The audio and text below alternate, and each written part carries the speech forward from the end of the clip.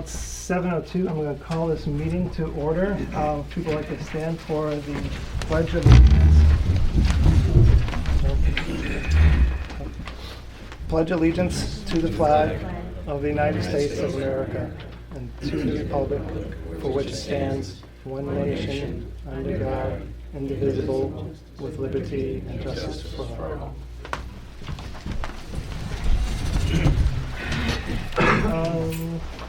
A couple of agenda items is we're going to be Skyping with a Rick James. We'll talk about sound and infrasound later. We have that scheduled for 7:15, but it's probably going to be around 8 o'clock or so. Is that right, June? Yeah, 8 o'clock. So 8 o'clock. Okay. So we'll do that, and hopefully we have a better setup this time. We'll try. Maybe 3 times the charm. He wants to do it without, with just the audio, because he thinks it'll be a better connection for him. Okay, that's fine. We can do audio. That may make it a little easier set up. So, should we look over the meeting minutes? And does anybody have any updates to the March 1st meeting minutes? Yeah, actually. So, page 1. Yes. I wasn't here, but I thought I heard people say that Black Oak was hiring the installer of the turbines. Is GE doing it, or is Black Oak hiring the installer? Which part of the page? Sorry, where it says page 5, first paragraph. That's what I understood. I understand it's Black Oak Wind Farm that does the hiring of the people Right, so who it says, build the wind. the way it reads, it would appear it's they're saying GE hires. I think that should be Black Oak hires. Is that correct, Peter? Yes. Okay, so we'll correct that.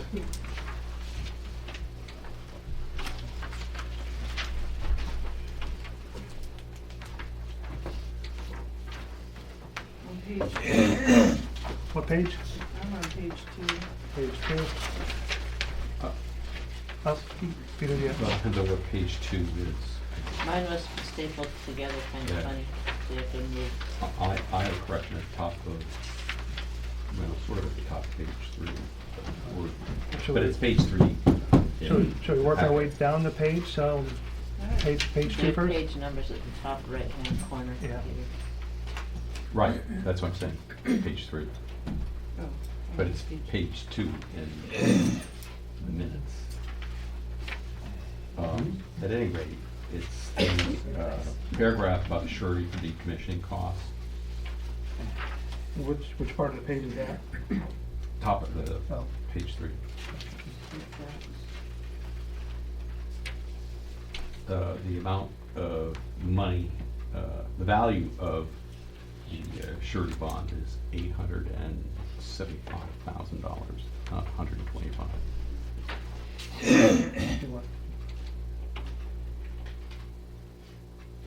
Well, yeah, Are we, right.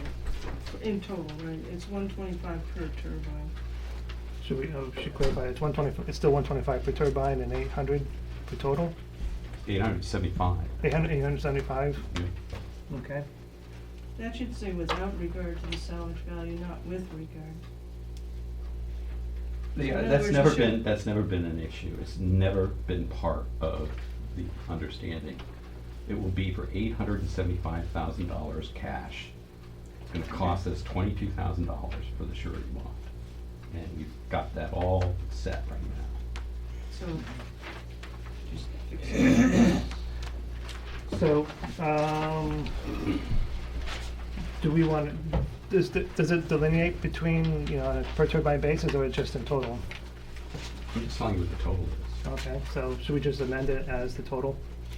Okay, do that. Jude, you had some corrections in page 2?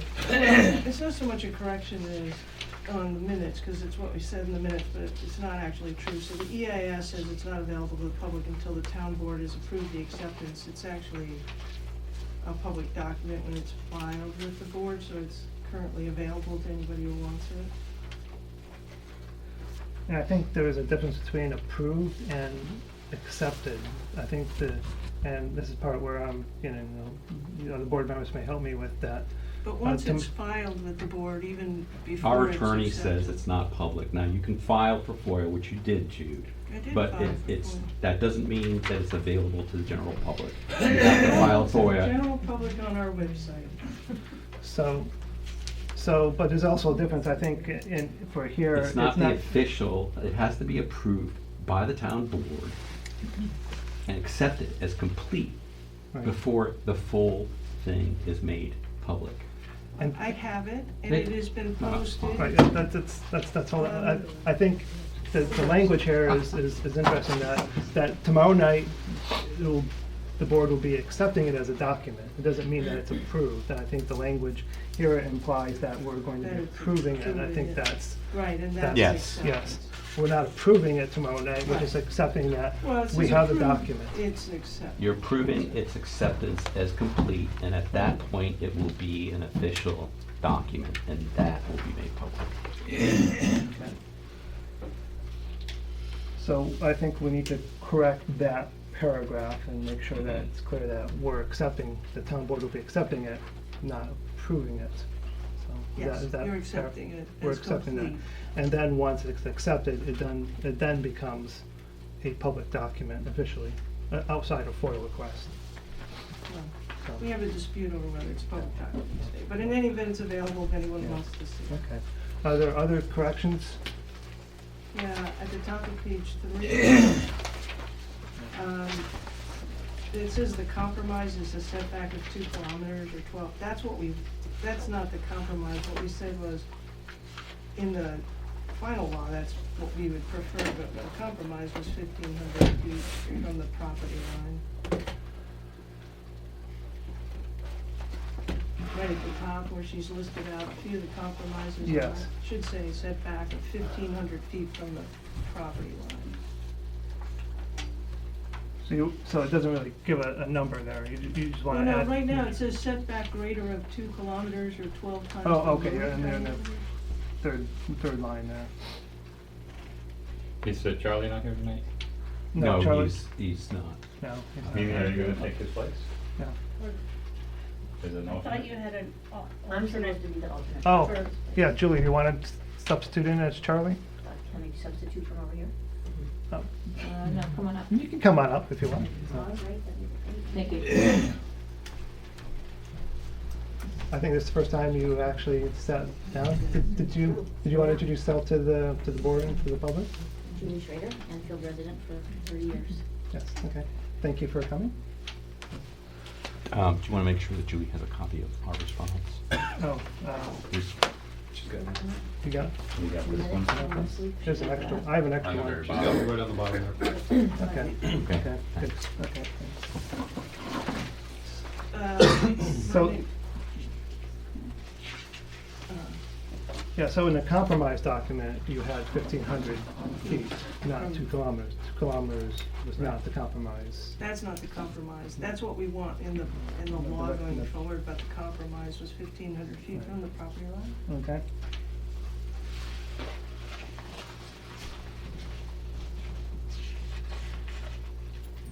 And that's at the top of page 3 in the third item there. Right, right.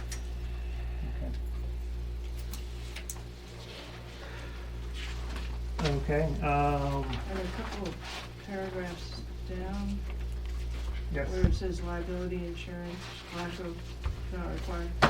It says, is it required by state law for contractors to have insurance? I haven't been able to find that. So I'm curious. I know Peter said that it was required and somebody else may have said it. I haven't been able to find it, but, so I'm interested in Where are knowing we? what it is. Building contractor. We're in this one part here, we're just talking about whether it's a requirement of state law by contractors. Who made that statement? Is it I thought Peter made the statement, is my recollection. I didn't say anything about liability insurance. Well, someone said it, but I haven't been able to find anything that says they're required to have insurance. Okay, should we strike that sentence? If it's not. Well, it says liability insurance is not required by the law. It is required by the law. It is required in New York State to have liability, Yeah. if you're a contractor. Yeah. So I guess Okay. that's the question, Mike, maybe you can point me in the direction. I couldn't point you could talk to Alan, though. He could Okay, probably tell you I'll about it. ask Alan. Okay. It's any municipality that you ever build anything in is gonna tell you have to have liability insurance. And I don't know whether it's a law or whatever it is, but So are those two sentences in, I'm a little confused. Well, I I think don't what know. he was saying, what it was Which intended sentence? to say is that the wind law does not have, is not requiring insurance, and then I think the point was made that some other law may require the insurance, but the wind law itself does not require the insurance. But Black Oak does have insurance, right? I That they do. don't. But that know. sentence doesn't make any Insurance is sense. not I mean, BOWF should be scratched out. Unless I'm missing something. Liability insurance BOWF is not required by the law. Well, it's probably been a hyphen, but yes, I Yeah. agree. Yeah, those two sentences just, it's like they're saying the opposite. Right. Well, I think the point was, I made the comment that the wind law does not Okay. require insurance. Is and not then- required by, so it should be wind law. And then someone, maybe Mike, I don't remember, said it was required generally under state law, and I haven't been able to find it. Should, And who then the made- next did- sentence, did- I did- wasn't- Did Mike make that statement? Who, What's that? maybe we should attribute that, I mean. I made the comment, yes. Okay, I we did. should probably at least say Mike, you know, You definitely can say that I said it. I Mike- don't Mike have a said it. problem with that at all. so that, then we can verify whether it's true. Right. Okay. And then the next. I mean, I can say this, my understanding is that the construction firm that will build the wind farm will have liability insurance. It would be pretty foolish of us to hire a construction firm that didn't have liability Yeah, insurance. but Alan my wouldn't let you comment, do it anyways. but my comment was beyond liability insurance for the construction, it was liability insurance for the operation. Okay. So the first part of that paragraph saying the wind law does not require, liability insurance is not required by the Enfield wind law to have insurance. So that should be, that first section should clarify that's the Enfield wind law. Yeah. And the second paragraph saying, Mike has said that contractors are required to have liability insurance. Yeah, and so I think, just to clarify, right, my point, and maybe I didn't make it clear last week, was not liability insurance for the construction, but liability insurance for the operation of the wind farm. And so I think Mike's right, that liability insurance is required for construction. The issue is whether they need liability insurance during the operation of the wind farm. Okay. It doesn't address that here.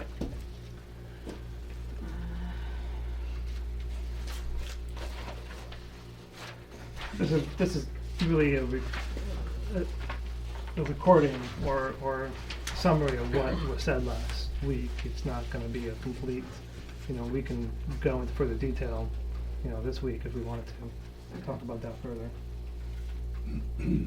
Are there other changes? I think at the bottom of that page, I didn't understand the sentence, but I think if you strike, so there's this paragraph about the noise measurement, and then there's a sentence says, it was thought the reference to above ambient sound was a mistake. You don't have an ambient sound level to go to what they meant. I think if you strike that and just said what they meant was 60 decibels. Let me read the paragraph.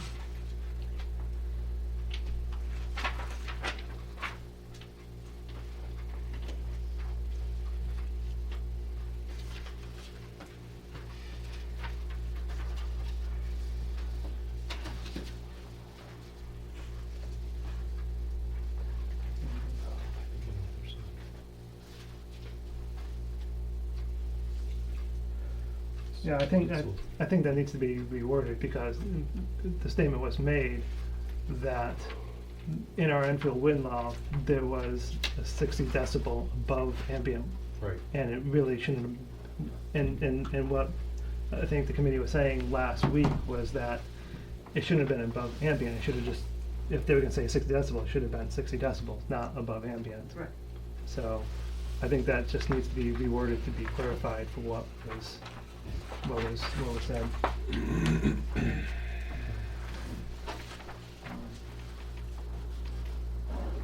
Any other comments? I'm on page 4, unless somebody has something before that. Two things. One, we would like to add the statement Mimi made about the World Health Organization as well. So we've got Peter's in there, but we'd like to add the one that Mimi made. We can supply you with that, right? You have a copy of it. That she made during the meeting, I don't remember what she said. I So did it's that read it. skipped in here, huh? Right, she read it as part of the meeting, so we would just like to. Oh, it needs to get, okay. And then the other comment I had is at the second to bottom paragraph.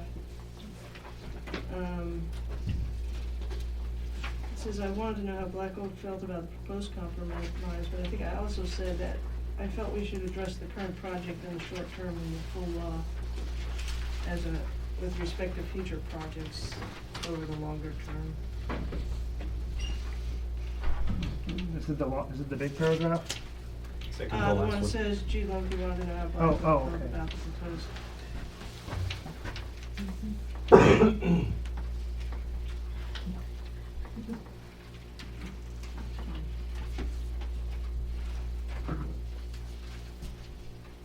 What changes would you make? What was the issue with that statement? What's that? What was the issue with that statement? Well, I also said that I thought that the committee should focus on addressing the Black Oak Wind Farm project for the moment, and that we should pick up the full law at, at a later date when we have more time to really look at it. Okay.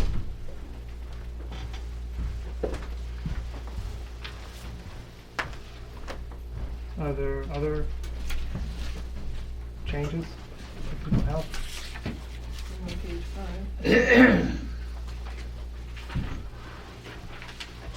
My only comment at the very bottom, second to the bottom line, it says there's a coating to protect, I think it's just from ice throw. Is there a coating to protect from breakage? I assume it's just ice throw. I think it was meant ice. Ice throws. throwing corrosion. Ice throws. So we can strike the breakage and say ice throws and corrosion. Yeah. I don't see how a coating is gonna change. I'm not an engineer though, but. My last comment's on page 7, under Judith Rothenberg, that last sentence, I'm not sure what that With, okay. means.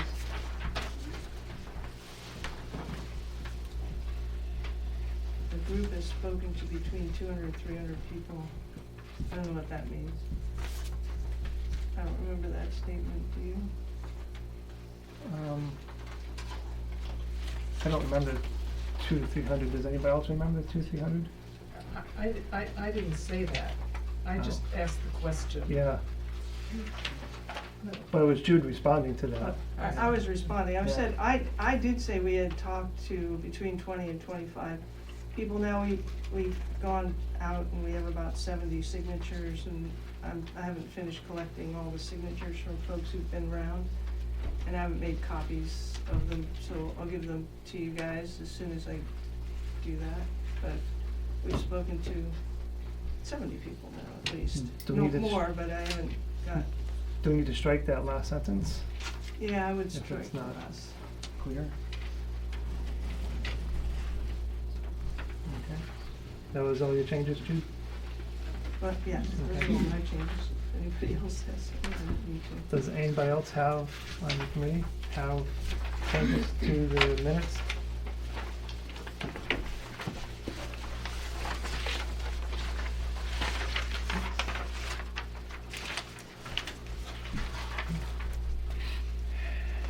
Should we take a vote on accepting the minutes? Okay. All in favor of accepting the minutes as corrected, say aye. Aye. All opposed, say nay. Okay, those meeting minutes are accepted. we're gonna skip the technical expert Rick James for now, because we'll be trying to get him around 8 o'clock. I had a couple things to say there, though, which was Well, we're going to technical experts, you wanna? that's what I thought you meant. Okay. My first bullet item, and I say it every meeting, is we have a wind advisory at townofenfield.org email address. If the public or even committee members want to send an email to that email address, that will get to the committee. And also if you have any documents that you'd like to share, that will also get to the committee. Most of the documents that I receive, and usually I get like a day's delay on some of them so I can keep up with them, is I post them to a Trello website, which is also on the agenda. Okay. Anything else? Yeah. So getting to still going down old business, an update on technical experts. Discussions. Peter, you had a couple of comments. Yeah, I sent out invitation / request to Dr. James Manuel, who's the director of the Wind Energy Center at University of Massachusetts Amherst. I've mentioned him in the past. He has a BA, Master's, and PhD, and has published extensively on wind energy. I'm waiting to hear back from him. Okay. I'll let you know when I do. We spoke with Bob Frick. He said he's having a lot of trouble trying to pin the sound expert down. And his suggestion, and I think it's a good one, is that we provide a written set of questions for the acoustics engineer to respond to. So if you wanted to handle it that way, Bob can help us with that. Okay. Is that acceptable, that if we pose questions that we have? It sounds like we had, or Jude had some questions that we're gonna pose to Rick tonight, that we could pose similar questions. Yeah, to- we could do that. yeah, to the sound engineer at GE. It would be a sound engineer at GE that we'd be posing the Exactly. questions. Okay. GE sound expert. Okay, and so we'd be submitting them to Bob Frick, and he would find the right expert in-house to answer those Yeah. questions. Okay. Yeah, I think there's one person in particular that he's having trouble tracking down. Okay. Yeah, just the idea of getting him available for 7 p.m. on a particular Tuesday is Yeah. easier said than done. It And is. so Bob thought we could bend time a little bit by doing this asynchronous. Okay. What was- Also, I talked with Bob about the wind projects that have the 2.3107 installed. He has verified that they are in the state of Texas. He's trying to get which specific wind farms. They're also being installed in northeastern Brazil, and there's a wind project in Allegheny County, Maryland, called Dan's Mountain Wind Farm, that is also planning on using them. What was the last one? Dan's Mountain Wind Farm. I assume that. What But state? they haven't What been- What state was that? installed yet? What's that? What state was that? Not on Dan. In Maryland. Oh, Maryland. But those haven't been installed yet. No, these are very new. I mean, it's very hard to find places they've been actually installed. So the ones in Texas and Brazil have been installed. It wasn't clear to me that the ones in Brazil had been, but they certainly are planning to use something like 83 of them, I think Bob said. Okay. But So Texas, when were Texas the ones definitely. in Texas installed? Because when I checked, there was a list that we got of every set of wind farms that have been installed, and they didn't. I'm just reading what Bob said. I'm trying to get names on the wind projects with 2.3107 installed. But I don't Okay. yet have them in hand. Okay. Okay. That's all I can say. Yep, thanks for following up on that. What was the name of the expert in Massachusetts? James Manuel, Dr. James Manuel. Manuel, Manuel. yeah, Okay. like this good guy. Okay. Manuel. Okay, thank you. And then I have an issue that I wanted to raise with tonight's expert. I think that people have a sense of my opinion on this. I just want to underscore the fact that even though Rick James is a member of the Institute of Noise Control Engineers, he's not certified by INCE as an acoustical engineer, and he's not a registered professional engineer in any jurisdiction. And I would be happy to pose that question to him when we get him online and get his response to that. I also want to point out that he was identified by the Environmental Review Tribunal in Ontario as going beyond his area of expertise, that he was trying to provide evidence on matters beyond those related to acoustics and noise control engineering, and that he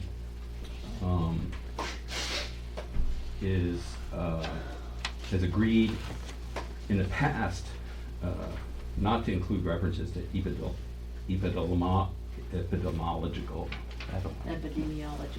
epidemiological, there it is, epidemiological studies, and that he's simply not qualified to speak on the health impact of wind turbine. And that is a finding I want to make clear from the Environmental Review Tribunal in Ontario. It's not my finding. And I'll quote from the passage. The tribunal considered the submissions of the parties on this issue and qualified Mr. James to give opinion evidence on matters related to acoustics and noise control engineering and wind turbines. The tribunal excluded from its consideration evidence provided by Mr. James concerning the health effects of wind turbines, and then that word, even epidemiology. Epidemiology. Yeah, whatever it's called, the study of disease. So my point here is I don't think anybody should ask him any questions as an expert on the health impact of wind turbines. This is, an issue that's been found legally by the Environmental Review Tribunal in Ontario, and he can simply answer questions about noise and acoustics. So So I you got- think that you're taking a little bit out of context, because he was certified to speak about acoustics, and they didn't ask to certify him to speak about health issues in that particular tribunal. And so, but that doesn't mean he's not, and I don't know if he is or he isn't, but I'm interested in hearing what he has to say. Well, according to this document, and I'm just quoting from the court document, he did concede that he is not an epidemiologist and was not aware of the limits of the Waterloo study identified by Dr. Bigelow. He also agreed that he did not include references to those studies that came to different conclusions. So the court's found, one, that he's not qualified to speak to the issues around. It doesn't that- say he's not qualified, he said he wasn't certified to No. Can- comment. How about we go forward with? My understanding was, and I wasn't here for the first meeting, but my understanding was that this committee agreed to only invite non-biased scientists. Mr. James is clearly biased. He has testified in case after case on the issue of wind power in the negative. He's not even a registered professional engineer in any jurisdiction. So, I've made this point via email as well, but I want people to understand that Mr. James is one of the guys that the anti-wind forces funded by the Koch brothers and the Heartland Institute drag out for every one of these cases, and he is not a non-biased scientist. We can find non-biased scientists who can speak to the health impacts, but this guy is not, and he's clearly was disqualified by a court in Ontario. So this is a legal issue, and I am going to put forward a resolution to that effect. I don't care. I want it in the minutes. I want it on the record.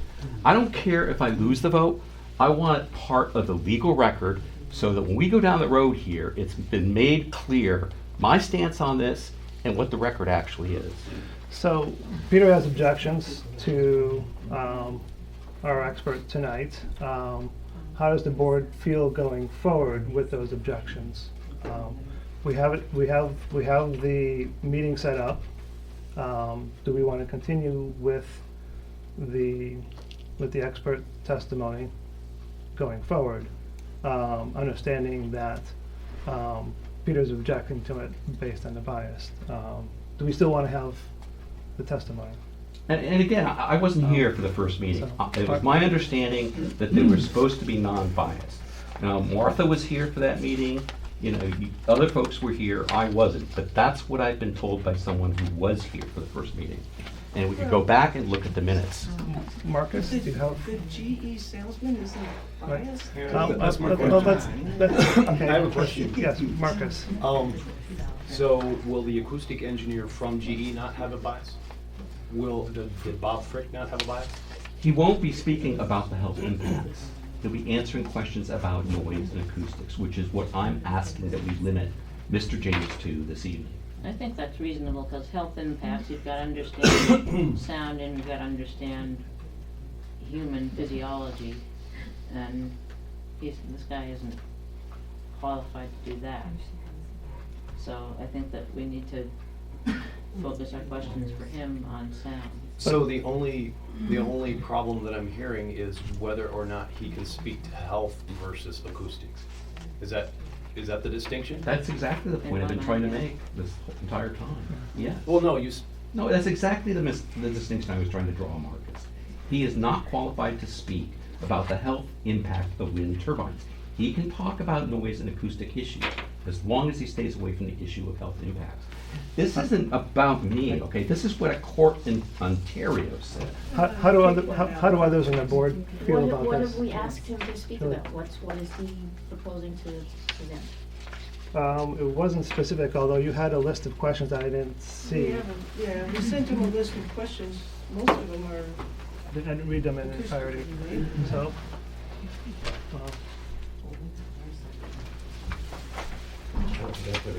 I don't think Rob- we asked about Rob, health. They were Rob, mostly how do you feel acoustic. about it? I'd like to know more about sound. Honestly, I'm trying to come up from behind on that. That's sound beyond me. I refer most of it to Marcus, so I'd like to know at least that aspect. That's fine.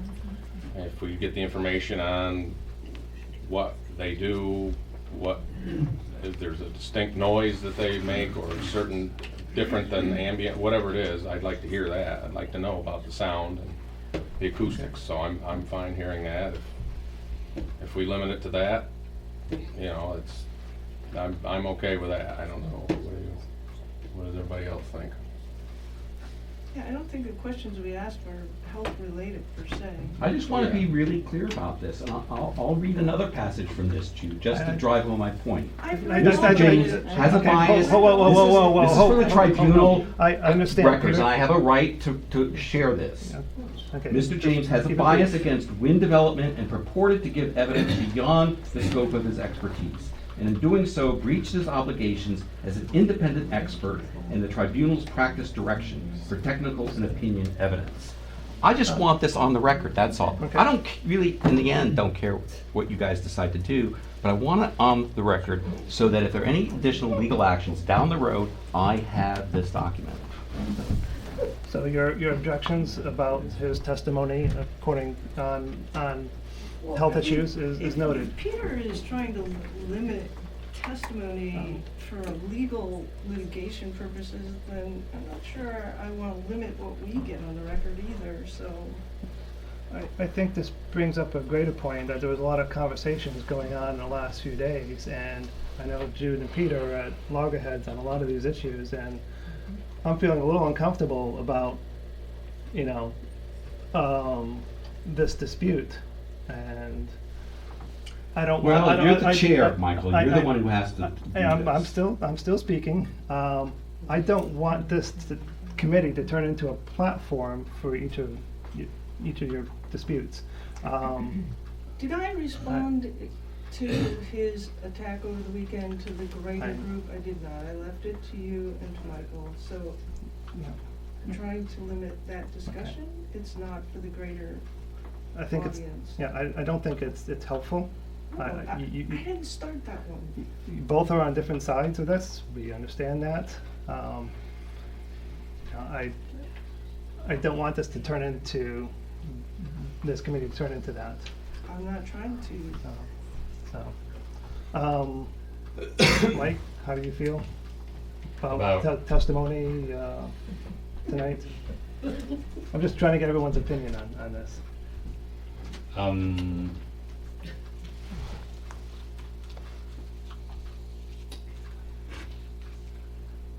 I think it's fine for them to talk to the guy. I think it's fine to ask whatever questions you want. I think it's not appropriate to spend a lot of time talking to him about issues that we're just using to back up something. I think if we can get some real information from him, that's great. I don't want really opinion from him. I don't want information that he's good at giving particularly. Not that I mind the opinion, but I don't think we need it. And personally, I pretty much have a pretty clear understanding in my mind of how I feel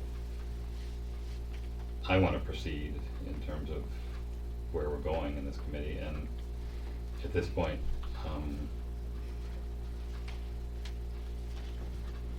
I think the whole issue of noise and sound is so individual specific that there is no way to make a standard in relation to it that's going to suit everybody in this situation. And I think we're going to have to find compromises, and I think that compromise process is going to have to happen in the town board with the process of approval of the supplementary draft EAS, of the final draft EAS, and of the finding statement. So I'd like to not spend too much time talking to this fella if we're not getting information that we think is valid, but if it's beneficial, I think it's fine to get it. So Peter's noted his objections, and I still think we should go forward with the interview or with the dialogue, and people can take that as they want. How do you feel about it, Julie? I don't think that there's anything really objectionable in these questions. I think a lot of stuff has been addressed in the environmental impact statement, but if this helps to clarify for people what happens and why it happens, and if you can get your head around the science of what you're hearing once this is in play, then that's probably gonna help people live with it. Do I have to list of the questions? Is that all the questions, or I is it just don't have the list in front of me. I had it in an email. I don't think it's been printed out. One Do you question. have extra copies of the questions? I didn't print them out, but. It's in the email? In an email that I saw earlier, but I think it I- was just one that I Judy think and I were setting. one thing I would say, Michael, is that we do want to try and keep the time Yes. for at least the important items on your agenda, make sure we have enough time to do those. Okay, If so, we have to limit the questions to some degree, let's try and ask the most important ones first. so, We didn't think it was gonna take that long to answer our questions. okay, so I think we should move I'd still on. like to see a list of questions. Oh, I think that I should have can- been shared with the whole committee. I haven't seen one either, so I don't know anything about it. I'll Is forward. this what we're talking about? Well, there's There's two two pages. pages, that other page with Google at the top, there's also questions. These two? Let me look at them. Yeah. I won't look good. So that's in an email? I got an email. I think it was just Jude was setting up the meeting with them, Yeah, and I was- he posted questions. Trying to give him a sense of what we wanted to talk about. He asked if we could give him a list of questions, because he didn't have time to put a whole presentation together. I haven't read the questions yet, so, how about we move on? So we'll talk with Rick, and, I'll let people take from that as they want. We won't focus on that too much. update in the supplemental draft EIS. I think we discussed that in part already, that it has been given to the board members. And tomorrow night, the board will be voting on accepting that document as a document. It's not, doesn't mean it's being approved, it just means that we're accepting the document and it'll be shared with the public. Is there anything else that, Peter, would you like to add on that?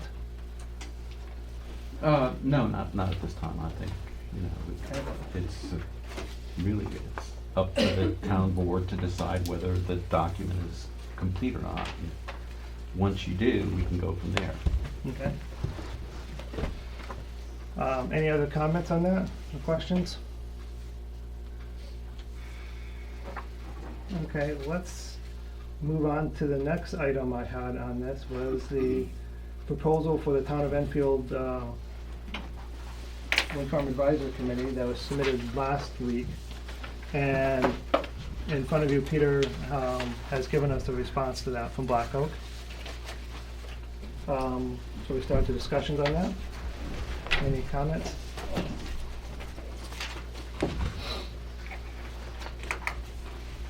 Well, it's not much of a compromise.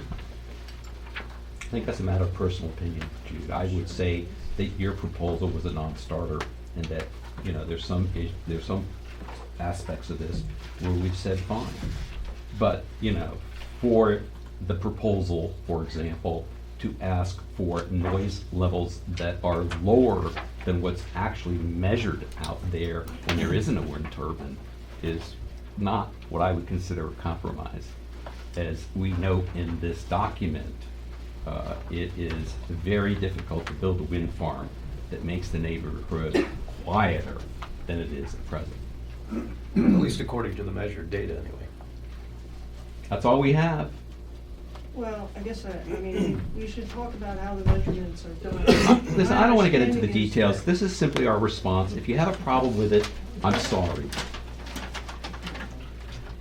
So, is there any discussions on the response? We basically Like said that? fine on shadow flicker. We've said we can't make the neighborhood quieter than it is already.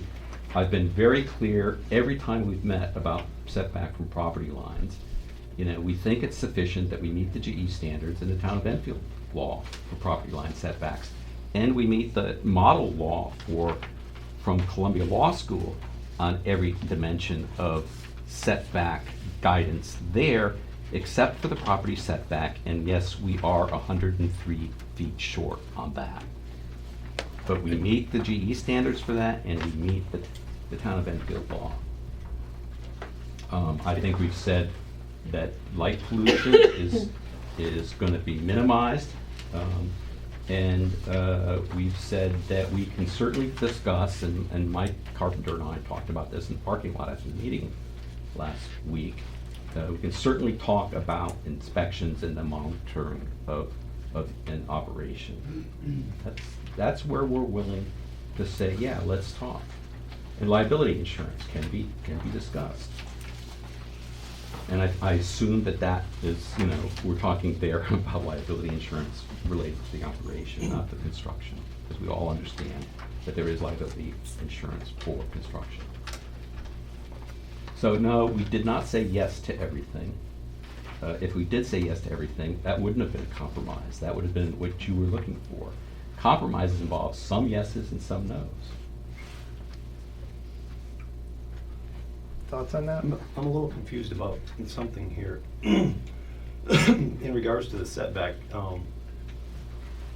1,500 feet in every direction to another property line, that means the parcel would have to be 3,000 feet across. But doesn't that exclude the, exclude the possibility of, basically, well, let me back up. That's the property lines of non-participating, is my understanding, is that right? Right, that's right, no So participating. that doesn't really hold true then here. It's not like just because properties are not 3,000 feet, that completely rules it out. It's non-participating. I'm dense, can you try me again on that? So you just have to get people to agree, I mean, you just have to go and get people to sign up to let you violate the setback. It's kinda like, say, for oil or gas, you're leasing You rights just have to to lease something. additional land to meet the setback. In other words, that people are agreeing somehow to allow that infringement on their property rights, as opposed to taking it by, I mean, They're saying the effectively, number the is adjoiner- doable if you get participating neighbors on their property line. Right. so if you had 3,000 feet of in it, but it's divided up in 3 properties, but they're all They all sign participating up. in the project, you can still do it. That's that's done all over like that. It's not that you have to have only a property that's 3,000 feet wide. So there's a difference there, and I think that's, that's one of the discrepancies that I noted that didn't seem to quite make sense. Yeah, there's one block up there in Black Oak that has, some odd, measurements in terms of, there's some center pieces that are larger, and some of the outlining areas are much smaller. Mm-hmm. So, there's not gonna be 1,500 feet based on where they are. Right. Am I- The way your Unless you thing get is what written, you it approve. sounds like you have to be 1,500 feet away from a property line. Well, but it's from a non-participating, like, right now, Property line, I yeah.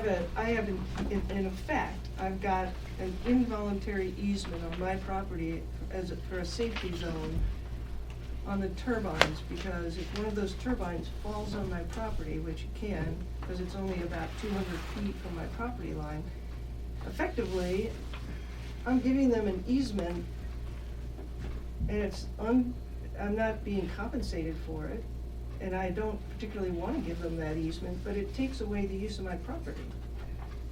Well, So I make think them go and we're responding get- to this proposal, Jude, and what the proposal says is that setbacks need to be 1,500 feet from the property line. There's nothing there that talks about non-participating or participating. Okay. So we That should be- intend- that we that should needs to be clarify corrected. that. Thank you. I'm looking at the proposal.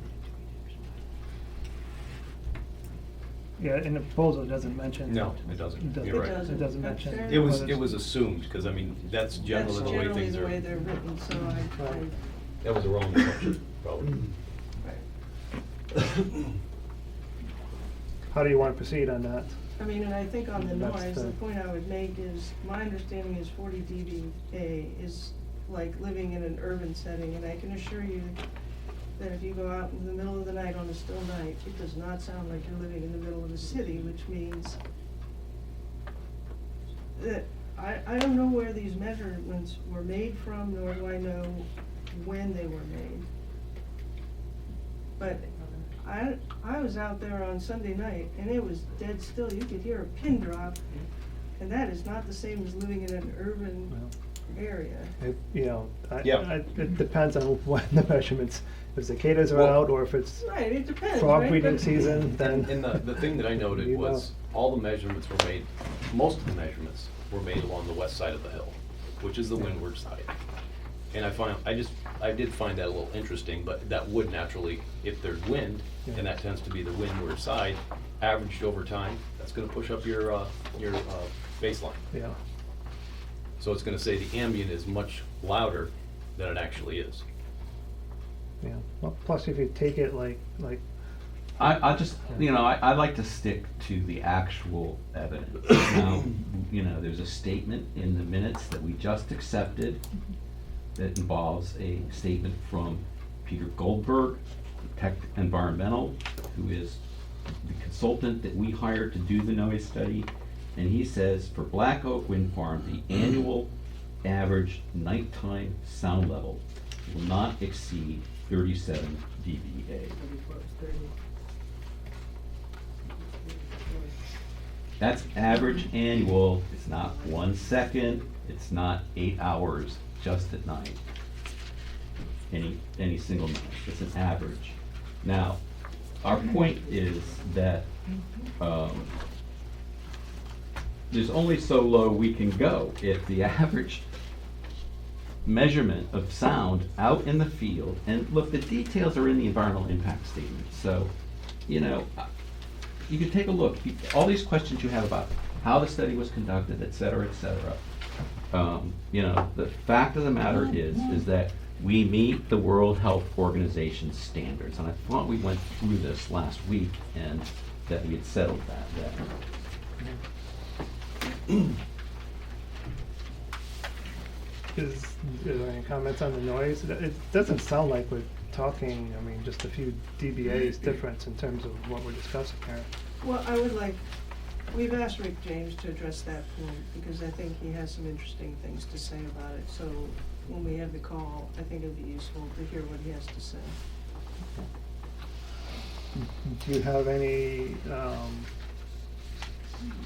thing to say in the setbacks? I mean, that seems to be where the biggest Well, I think difference. the noise and the setbacks are the two differences. biggest issues, right?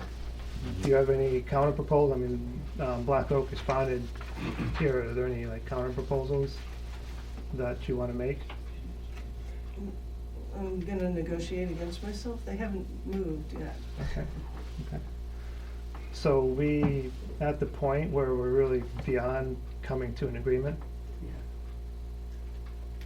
Let's put that to the entire Well, I would committee. be curious what they would, I mean, Peter, regarding, the clarification on the setback to property lines of non-participating property lines, would that make a difference?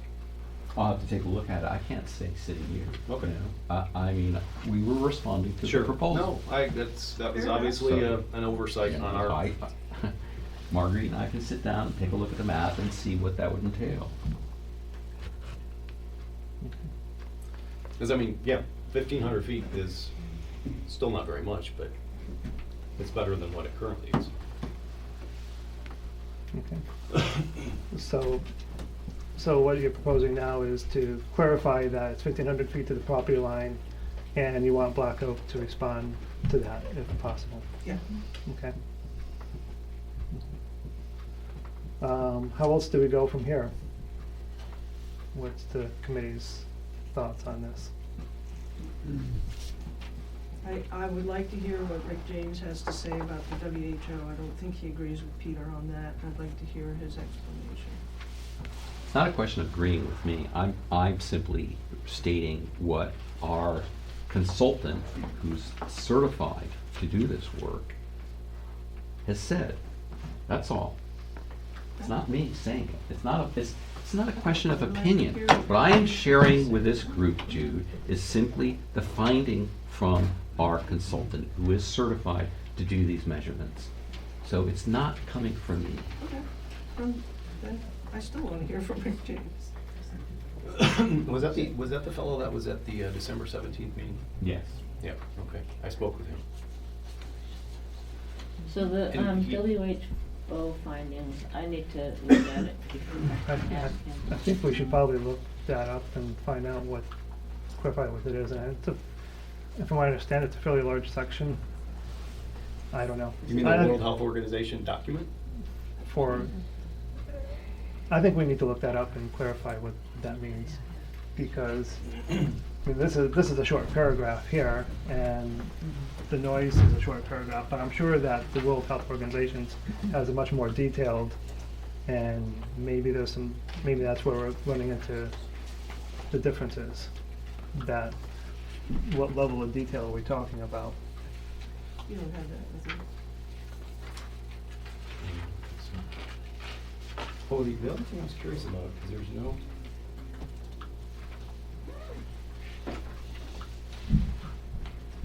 So Peter, you didn't respond to anything about the like the low frequency stuff. Is that just irrelevant or?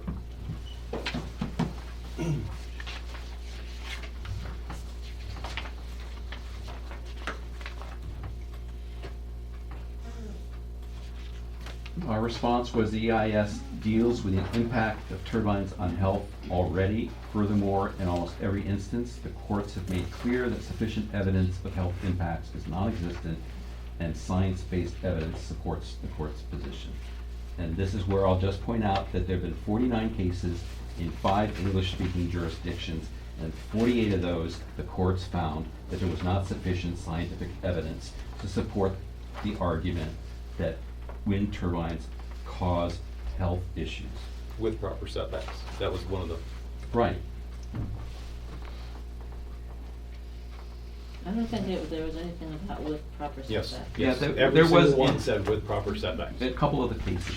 Uh-huh. I think when we were talking about health study last week, it was discussed that there wasn't data there, and we had discussed that ideally that any wind farm that goes up should implement some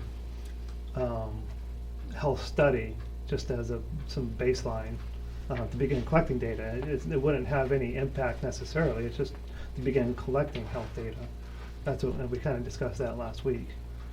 And it wasn't, I don't think there was an actionable item, that Black Oak could do and not do based on the results of that it couldn't be applied, to that. It would just be getting collecting data. I don't know if Black Oak can, since I don't think there's any study existing now that actually has.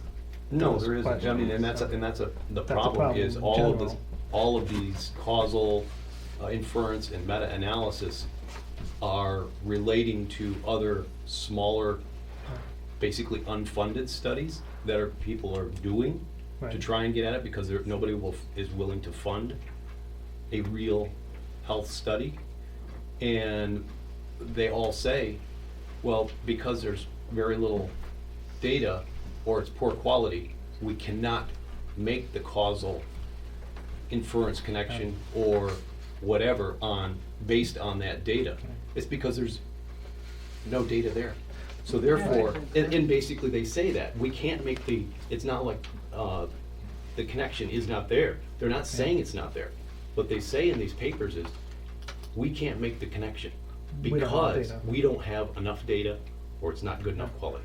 Yeah, I don't see where it really fits in the proposal because it's not something actionable No, that Black Oak can do because there is no greater study to be a part of. I think the would be reason that it nice, was put in, yeah. it was suggested was there are places that are requiring it in their law. And, it might be something we want to, And And they, then who funds it? Oh my God. well, in a way, if you look at it, if there is a problem down the road, it is almost in the interest of the wind farm to be able to say, well, you know what, you already had a problem with this.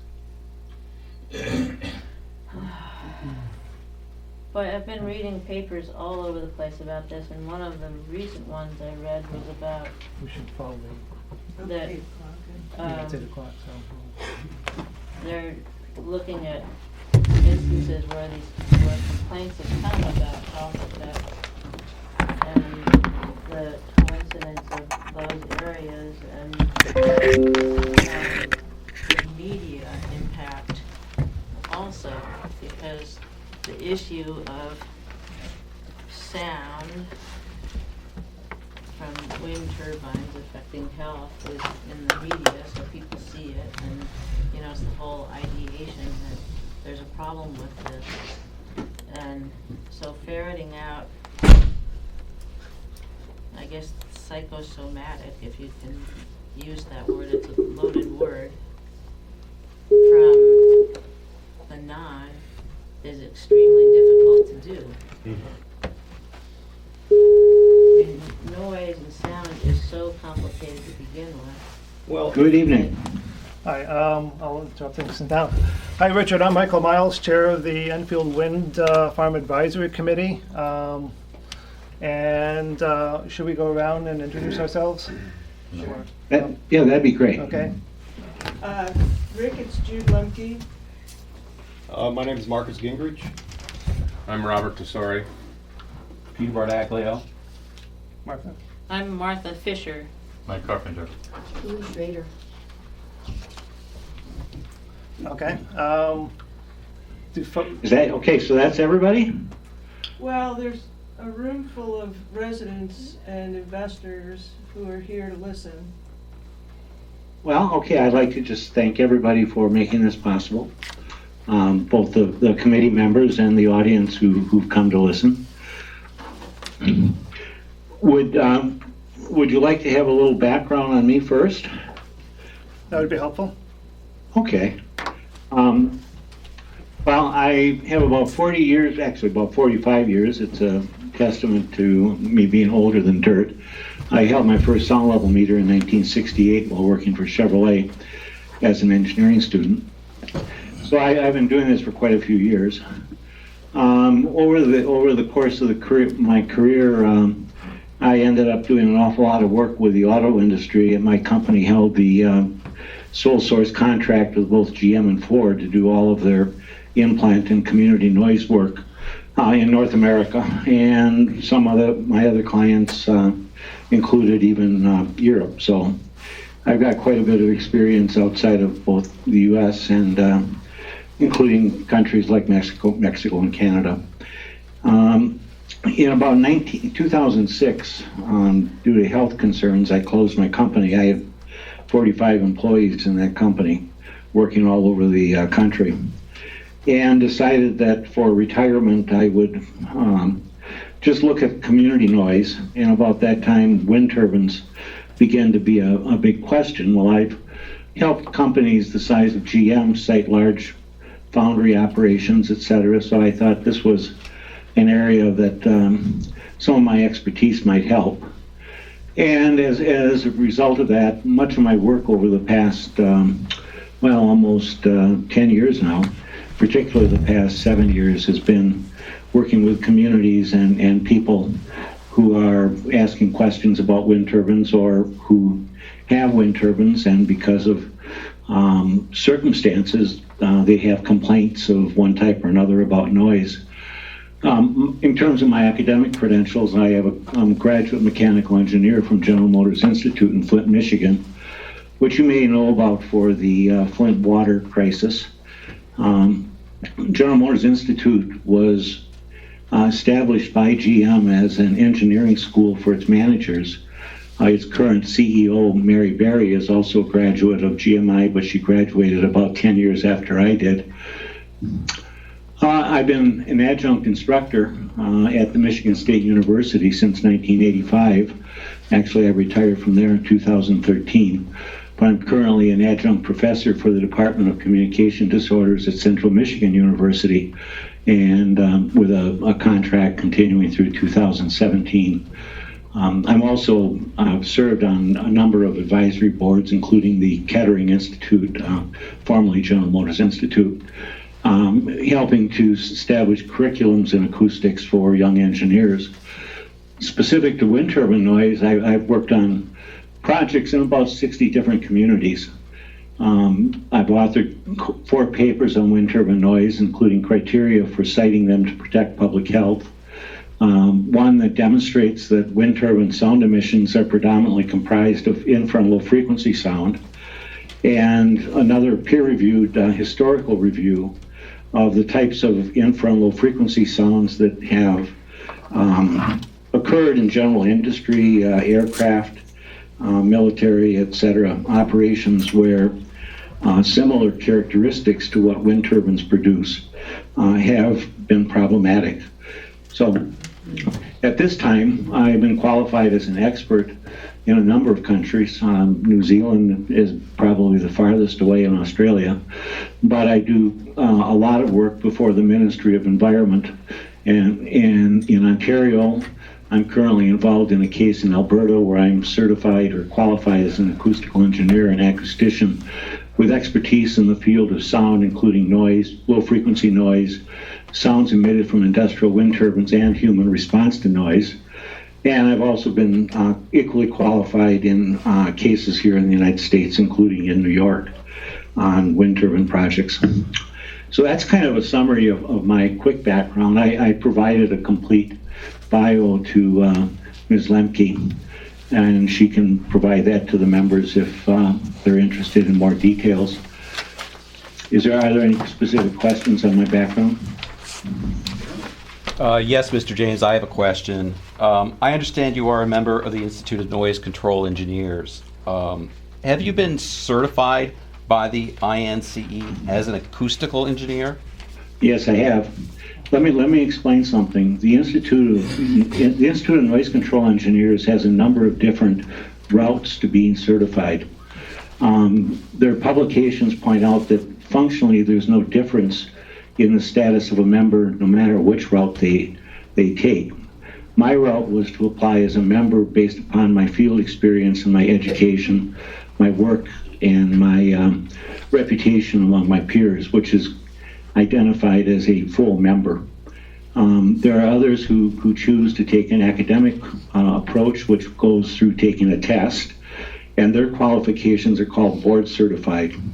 But in the end, either of those classifications have equal status within the Institute. It's just a different route to getting there. Okay, so I'm to understand then that you are not a board certified acoustic Well, no, engineer. I'm a member through the route that was available. Board certification didn't occur until the 1990s. I've been affiliated with the Institute since, I believe, probably 1973, when I first presented a paper on contour mapping of noise sources. So my history there goes long before board certification was an avenue for entry. Is there any... Was that question from Mr. Bardaglio? Bardaglio, yes, that's what I said. Hey, Let me ask you another before you go on, question, I Mr. have something to James. say. Is there any jurisdiction in which you're not, in which you are a registered professional engineer? No, and there's no state in the United States that requires noise control engineers to be a registered PE, except for one, and that's Oregon. But I've been accepted there as an expert because of my qualifications in wind turbine noise. But Mr. Bardaglio, I'd like to say this. You passed out an email with references to the Environmental Policy Institute. I don't know if you know it, but the information on that site has been embargoed under orders based upon it being defamatory. And I have to say that my attorney, there's a complaint pending with IBM and Mr. Bernard, the author of them. My attorney has asked that I turn over all emails that include any contact with that information, so I've had to do so. That's fine. You know, there's nothing on the website that indicates that. Mr. James... There's nothing, and that's why the complaint's been filed. Mr. Bernard was told by his employer, IBM, to take down that material back in, I believe, 2013 or 14. That's the website's problem, and he's not failed to mine. do so. Can I interrupt here? Are there other questions that the board, I don't want to consume the Yeah, time. I just wanted to clarify that, because I do know that his material has been identified as defamatory, and I don't want it to be confused with my real credentials. Are there questions from other committee members? Well, Ms. Lemke gave me a list of a half a dozen or a dozen questions or so. And if I could suggest, what I could do is go through those and give you my response to them. Okay, And sure. then when we're done, we can talk about other questions, or if there's something that I've made unclear, we can do short follow-ups after each one. Can you do us a favor? I didn't make copies of all the questions for people. Can you say the question first before you answer it? I sure will. I was thinking of that just to help make the record complete. The first question was, can I talk about the turned those World over to you, Health Mark. Organization guidelines? And the statement was that there's been a proposal for a 40 dBA limit during the day and 35 dBA limit at night, which was felt to follow the World Health Organization guidelines. First, I need to say the World Health Organization has published a series of these guidelines going back to as far as when I was a student in the late 60s. The most recent ones, beginning in 1990, I believe 1995, 2000, began to include concerns about low-frequency noise sources, but they, were based upon medical research that was not really up to date with current medical equipment. In about 2000, the European Union funded a very large medical research grant to the World Health Organization, and they redid all of the medical experiments and noise experiments, and published a report in 2009 called the Nighttime Guidelines. Now, this was ostensibly in response to the European directive, so it's labeled for Europe, but most of us are basically the same as Europeans, so the principles of public health, I think, apply in both Europe and the United States. Plus, the U.S. is a co-signature on the World Health Organization, so their standards apply here in the U.S. That new revision identified that when sound levels outside a home exceed 40 dBA at night, that people, particularly seniors, children under 6 in particular, or people with pre-existing medical conditions, especially those related to sleep, begin to show adverse health effects. Within that, they have a caution that if the noise source is comprised of low-frequency sound or has other characteristics that may make it more likely for people to be awakened, that even lower limits are necessary. And so I think the suggestion of 40 dBA during the day and 35 dBA at night is in line with that most recent medical information. And it also recognizes that studies that have been done in Europe, of wind turbine projects with smaller wind turbines than the type proposed here in the United States, have shown that at 35 dBA, nighttime annoyance from wind turbines can be almost as high as living near a railroad shunting yard, much higher than living near an airport, much higher than living near a road. And this is due to the unique characteristics of wind turbines, which some people describe as a whoosh whoosh or a thump thump, that makes them more disturbing at night than a more steady sound like you would get from a highway or a distant airport. So anyway, the idea, I guess the concept of 40 dBA in the day, 35 at night is well-founded and would benchmark right in with the recommendations from the World Health Organization for protecting the health of the citizens in the community. Any follow-up on that? Any other questions? So I have questions about, so the DBA pretty much waits for higher frequencies than like below 100 hertz. Yeah, well, that yes, dBA is a measurement where the instrument is set up to look at the frequencies that are important for human speech intelligibility. In other words, so that two people can stand outside in their yard or and have a conversation. You could, if you knew what the dBA value was and whether the sound was steady or changed with time, you could estimate how far people would have to be away based upon that dBA measurement. But it ignores all of the low frequency energy. And when a person's inside a home, our homes are basically designed, I mean, we've had a lot of experience with traffic, so a standard home of the, we call it wood frame construction, looks at making it relatively isolated for those sounds that are in that mid and high frequency range so that they're not disturbing in the inside. What we don't do, however, is produce homes that can block out the low frequency sound. And so inside a home, we have a different condition than outside. And this is particularly true at night. When people are sleeping, the house is quiet. I've measured sound levels in homes using dBA as low as 18 dBA in between the breathing sounds of people. So inside a home at night, a lot of people have very, very quiet homes. Modern heating and ventilating systems are quieter than they were even in 1970 when I started. The noise from televisions and people talking, etc., go away. So it can be very quiet in a home. And that's where the deficiency in the construction of homes for blocking low frequency sound comes into play, because low frequency sound will come through the walls and then appear as much more dominant inside because there's no mid and high frequencies to balance them out. In fact, the condition is called an unbalanced spectrum, because it's dominated too much by low frequency sound. So they don't yes, show up in a, dBA is not a good indicator for night, and the reason why I said 35 dBA at night is justified is because it, without getting into talking about other forms of measurement, it acts as a surrogate for this lower frequency energy that dBA ignores.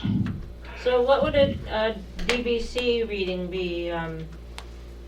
Inside a home? Yeah, Well, inside a home without wind turbines, depending upon the type of heating system, and I'm assuming that there are no highways or airports near your community, so at night there's no heavy truck traffic as part of the dominant outside sounds.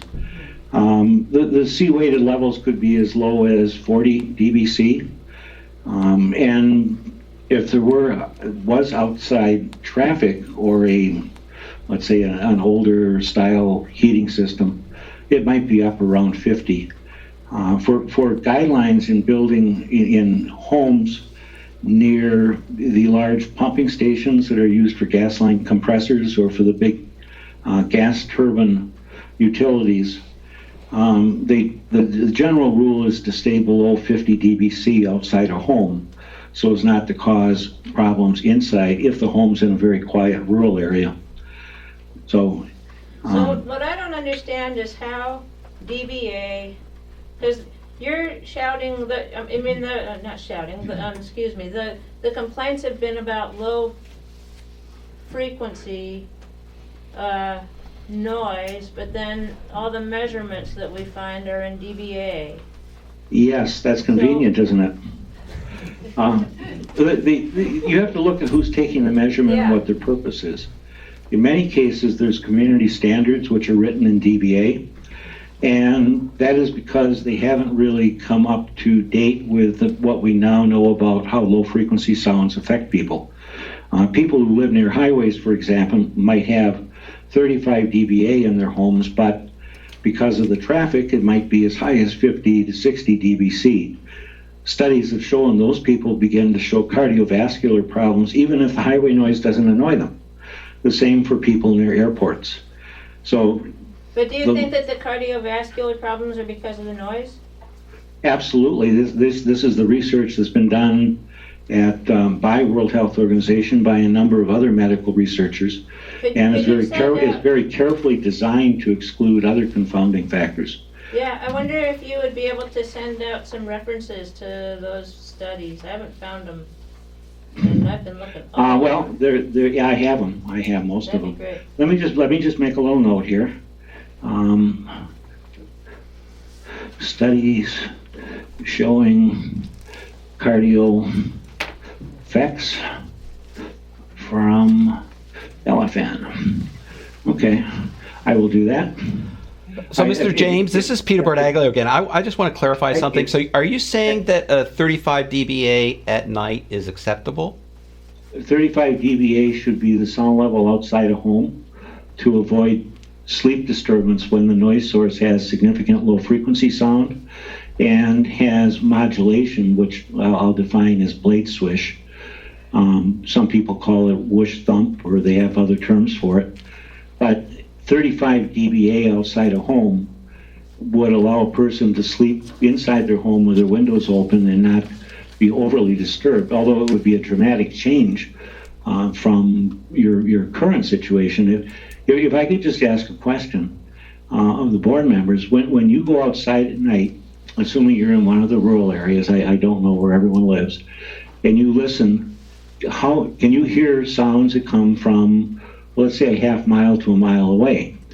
And if the answer to that is yes, if you can hear the dogs barking or a car on a road at a distance, the sound levels in your community are probably down around 25 dBA at night. And so those sounds, if that is one of the features of the community that are beneficial, will be overwhelmed by the sound of a wind turbine, even at 35 dBA. Now, what we're saying at 35 dBA is to avoid adverse health effects from sleep disturbance. But in terms of the character of the community, changing the outdoor community sound levels from somewhere around 25 dBA up to, let's say, 35 dBA would be like moving the whole community over towards a highway. It'll radically change what you hear outside, and we call this the listening radius. What is the farthest sound you can hear when it's quiet at night? And as the sound level goes up, that distance shrinks. And when it's very far, like you might have at this point, a half mile to a mile, that's the sign of a very quiet rural community.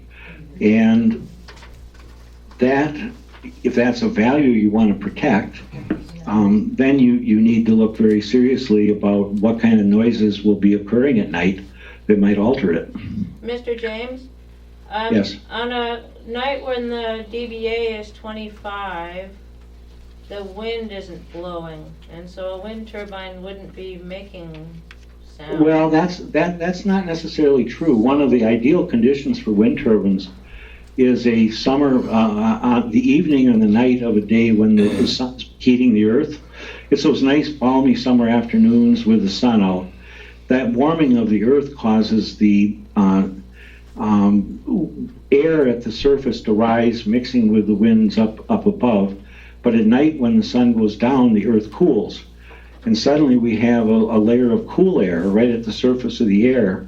And so this wind that we normally experience during the daytime disappears. But but above the treetops, at the point which is called the temperature inversion boundary, usually far below the blades, but just above the treetops, the winds can be operating at full speed. So, and this is the kind of the worst case situation. We have no sounds at the ground from wind or leaf rustle or from other things that might mask the wind turbines, and yet the wind turbines are operating at full power. And so the idea that wind turbines are always masked by wind noise is deeply flawed.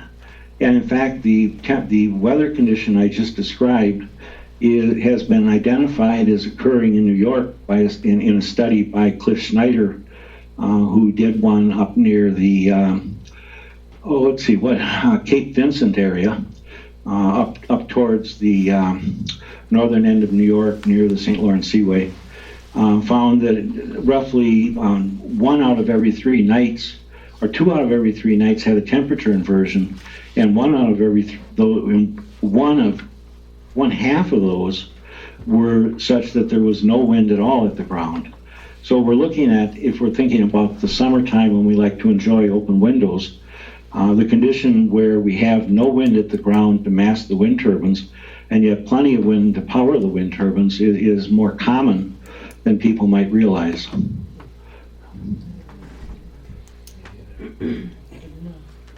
So, Mr. James, what would you say is I just want to be clear about this, the average dBA at night in a rural area?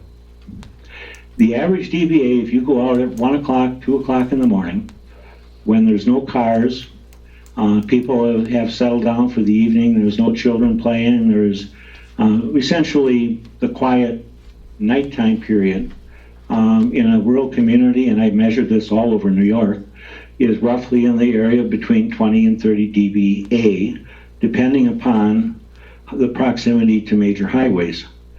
Over on the western side of the state, near, I believe it was the town of Yates, I measured sound levels that were actually below 20 dBA at night. Now, this doesn't mean that you can't get higher levels. Some of the studies that I've seen, and these, I hope, are not the kind that would be used for your community, but acousticians have put their microphones up near roads instead of in the backyards near people's bedrooms, measured the road noise, and then reported that as being characteristic of the community. So they'll quote things like, well, it's 35 dBA already at night, or it's 40 dBA or even higher, when indeed that's a measurement artifact of where they put the meters.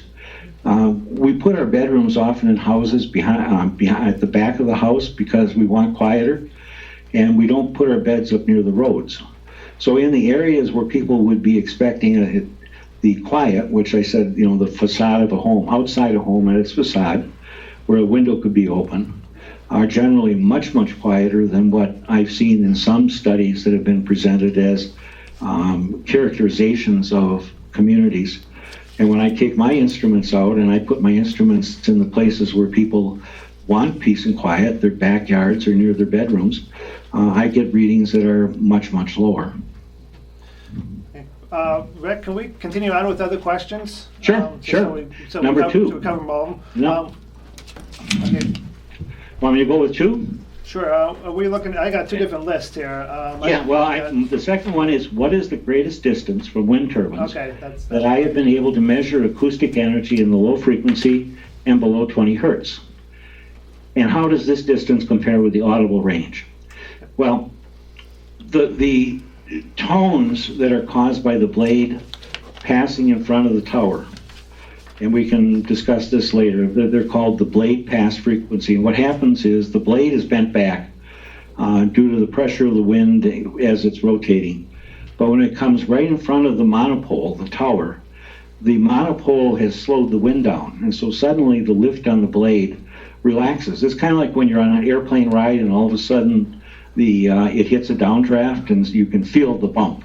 Well, that jerk allows the blade to pop forward, and this creates a pressure pulse. These are good-sized blades. It bounces forward and then it bounces back, causing a positive and then a negative pressure. When these are these are highly correlated with people's discussions of feeling pressure pulsations and other effects that have nothing to do with hearing a sound. They're more about sensing a sound or feeling a sound. When these sounds are analyzed, they appear in the frequency range that we call infrasound. And actually, because the larger wind turbines have slower turning blades, and all of this is a function of the rotation speed of the hub, these occur at frequencies down near 1 hertz or 1 cycle per second.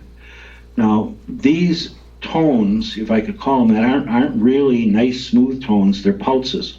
They're on for about 1/10 of a second as the blade passes, and then they go away. And what we have found, and this is based upon work done by NASA back in the 1980s, is that when a pulse is presented to a human, we respond to it as a sensation, not as an audible effect. And this occurs at levels far below what it would take to be audible. The studies done by NASA showed that levels in the range of 60 dB at these frequencies could be sensed. And this has been confirmed by studies by not only myself, but by Dr. Paul Schomer, who's the just retired director of the Acoustical Society of America Technical and Standards Committee. Dr. Schomer, through his career, was the lead contact with other international standards organizations for the US on how noise affects people. He's literally one of the acousticians whose specialty is how do sounds impact people. His study of the Shirley Wind Project in Wisconsin, conducted for the Wisconsin Public Service Commission, identified a home 3,600 feet away from a wind turbine as having significant pulsations inside it. In fact, he pointed out that they even found these pulsations in the basement, where he had expected that the earth walls would block the infrasound pulses. He's called for setbacks of up to 1.5 miles to 2.5 miles. Well, now, how far can these pulses travel is the question. So if we're looking at these very, very low frequency sounds, we're talking about a wavelength that's over 1,000 feet long. And it only happens once a second. That's why we feel it rather than hearing it. It would be a lot more like feeling a pulse in your ear from going up and down a hill rapidly, or having a plane descend rapidly and you have your ears pop. So these are small events, but when you're exposed to them all night long, or as might occur if the wind turbines run 24 hours a day, 7 days a week, what may be a small inconvenience if you're in a car or in an airplane becomes a serious disturbing factor. And so what is the distance where we can pick those up? I have measured them out to distances of 5 kilometers, roughly 2 miles or so. However, in Ontario, we have a unique situation where there's a number of wind turbines along the lake shore of Lake Huron, and then not many wind turbines as you move from that towards Toronto. And I have a colleague up there who has taken measurements out to distances of 30 kilometers, well over 10 miles, almost 15 miles, and still able to pick up these pulses as discrete pulses over and above the natural infrasound in the background. Now, that may be, someone may say, well, you guys are just advocates, you know, you're looking for this. However, the study that was done for Health Canada included an infrasound component. Health Canada funded a $2.1 million study to evaluate the complaints that were coming out of communities hosting wind projects in Ontario. And one of those studies was to look at infrasound. They duplicated the methodology that I've advocated, and they confirmed that they can measure these pulses out to distances of 10 kilometers. So we're talking about very large distances. The other thing we're talking about is these sounds don't, when a normal sound gets fainter as you get farther away from it, and then you get to a point where you never hear it again.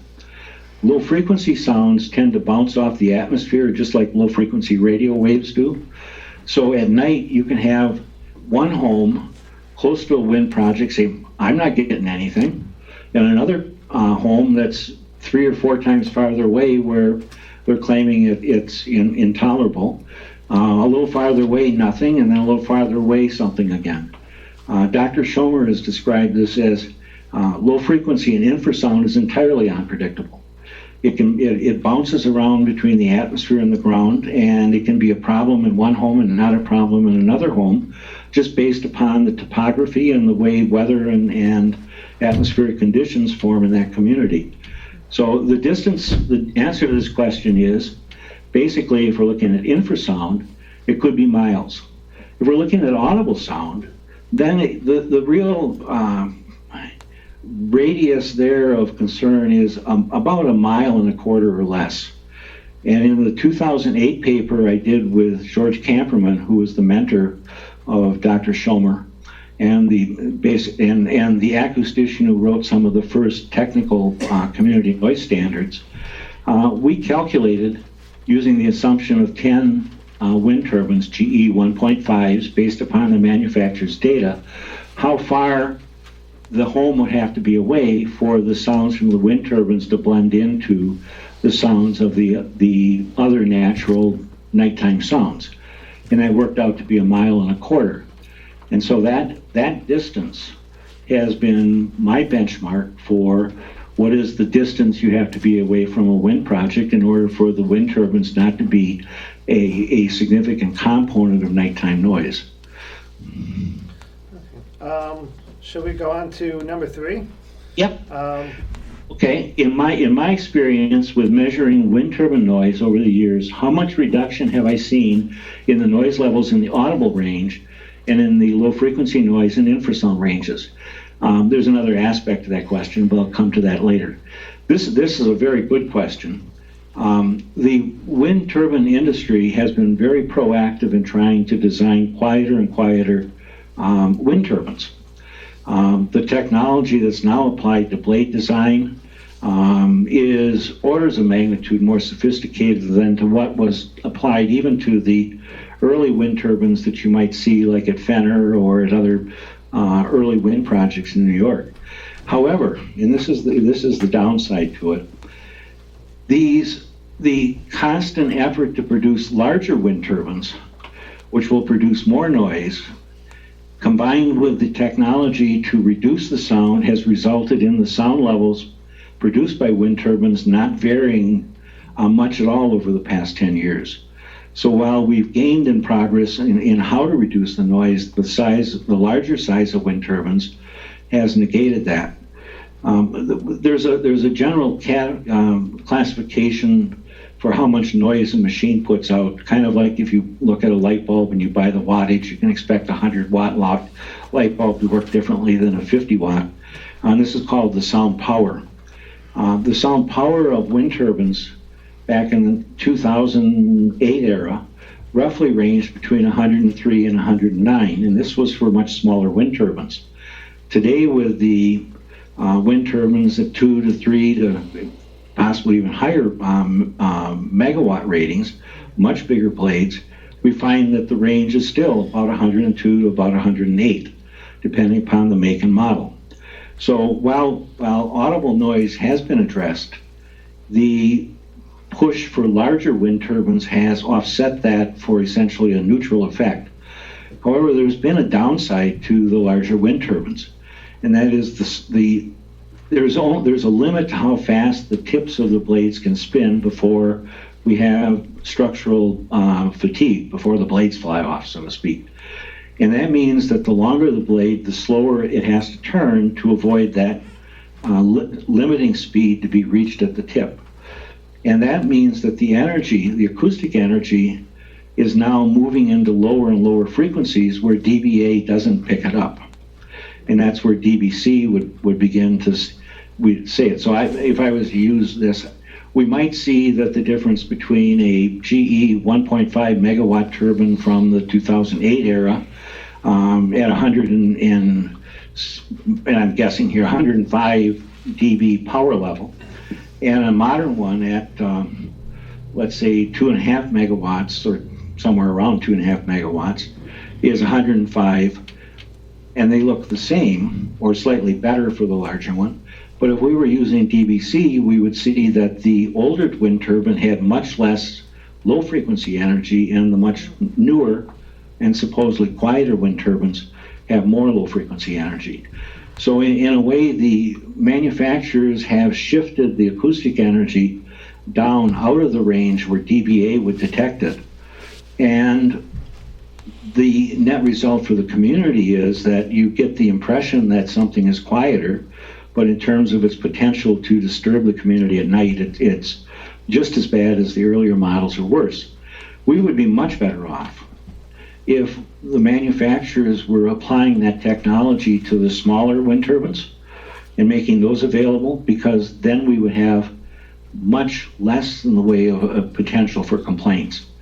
But the general tendency I've seen has been to always move to the next larger wind turbine, the next longer blades, the bigger wind turbines with slower RPMs, and this is just pushing that acoustic energy down into the lower range. And it's most detrimental for the infrasound. There's a region in between 0 hertz and 1 hertz called the nauseogenetic frequency. And this is just the region where the nerves that pick up vibration in our body are most sensitive. And it's been known since the Navy and Air Force, because we have to test airplane pilots and Navy captains to make sure they can handle rough seas. So when the ship is bobbing up and down, or when the airplane is shaking at a frequency of 0.25 hertz, roughly once every 4 seconds, that's the point where people are most likely to reach for the sickness bags. And as the wind turbines spin slower, they begin to move closer and closer and closer to that frequency range, making it more likely that people will have symptoms like nausea along with the pressure pulses. The old GE 1.5 wind turbine turned at 20 RPM, which meant that this tone or this pulse was once a second. The newer wind turbines, which turn at half that speed, have pushed that to once every 2 seconds. And so unfortunately, the larger, slower turning wind turbines are moving closer and closer to the range where more people will experience adverse effects from it.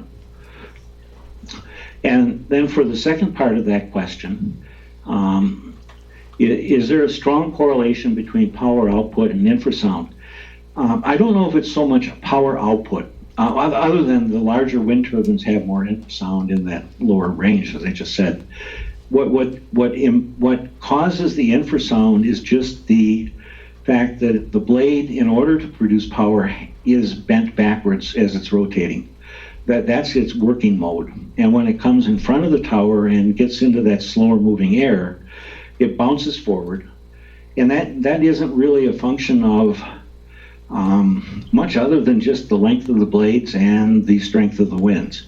So the infrasound is actually most significant when the lift on the blades is more different at the bottom of the stroke than at the other points. And then there's a question that says, is there a strong correlation between infrasound and blade length and swept area? And I think I've kind of answered that in my comments. That is the correlation. The blade length, which defines the swept area, is the is the factor that has the most impact on how much these blades will respond, and also at what frequency they respond. So the longer blades respond at frequencies closer to those regions where we add potential nausea or vestibular disturbances to the otherwise pressure related. I have a headache, or I feel pressure in my ears, or my ears are stuffy type of complaints. Then on to question 4. Am I familiar with the guidelines set out by NASA, DOE, and NREL back in the 80s? And if so, have I seen them applied today, and do they still seem to be valid? Well, I am very familiar with them. I testify to them all the time. They were some of the completely non-political research.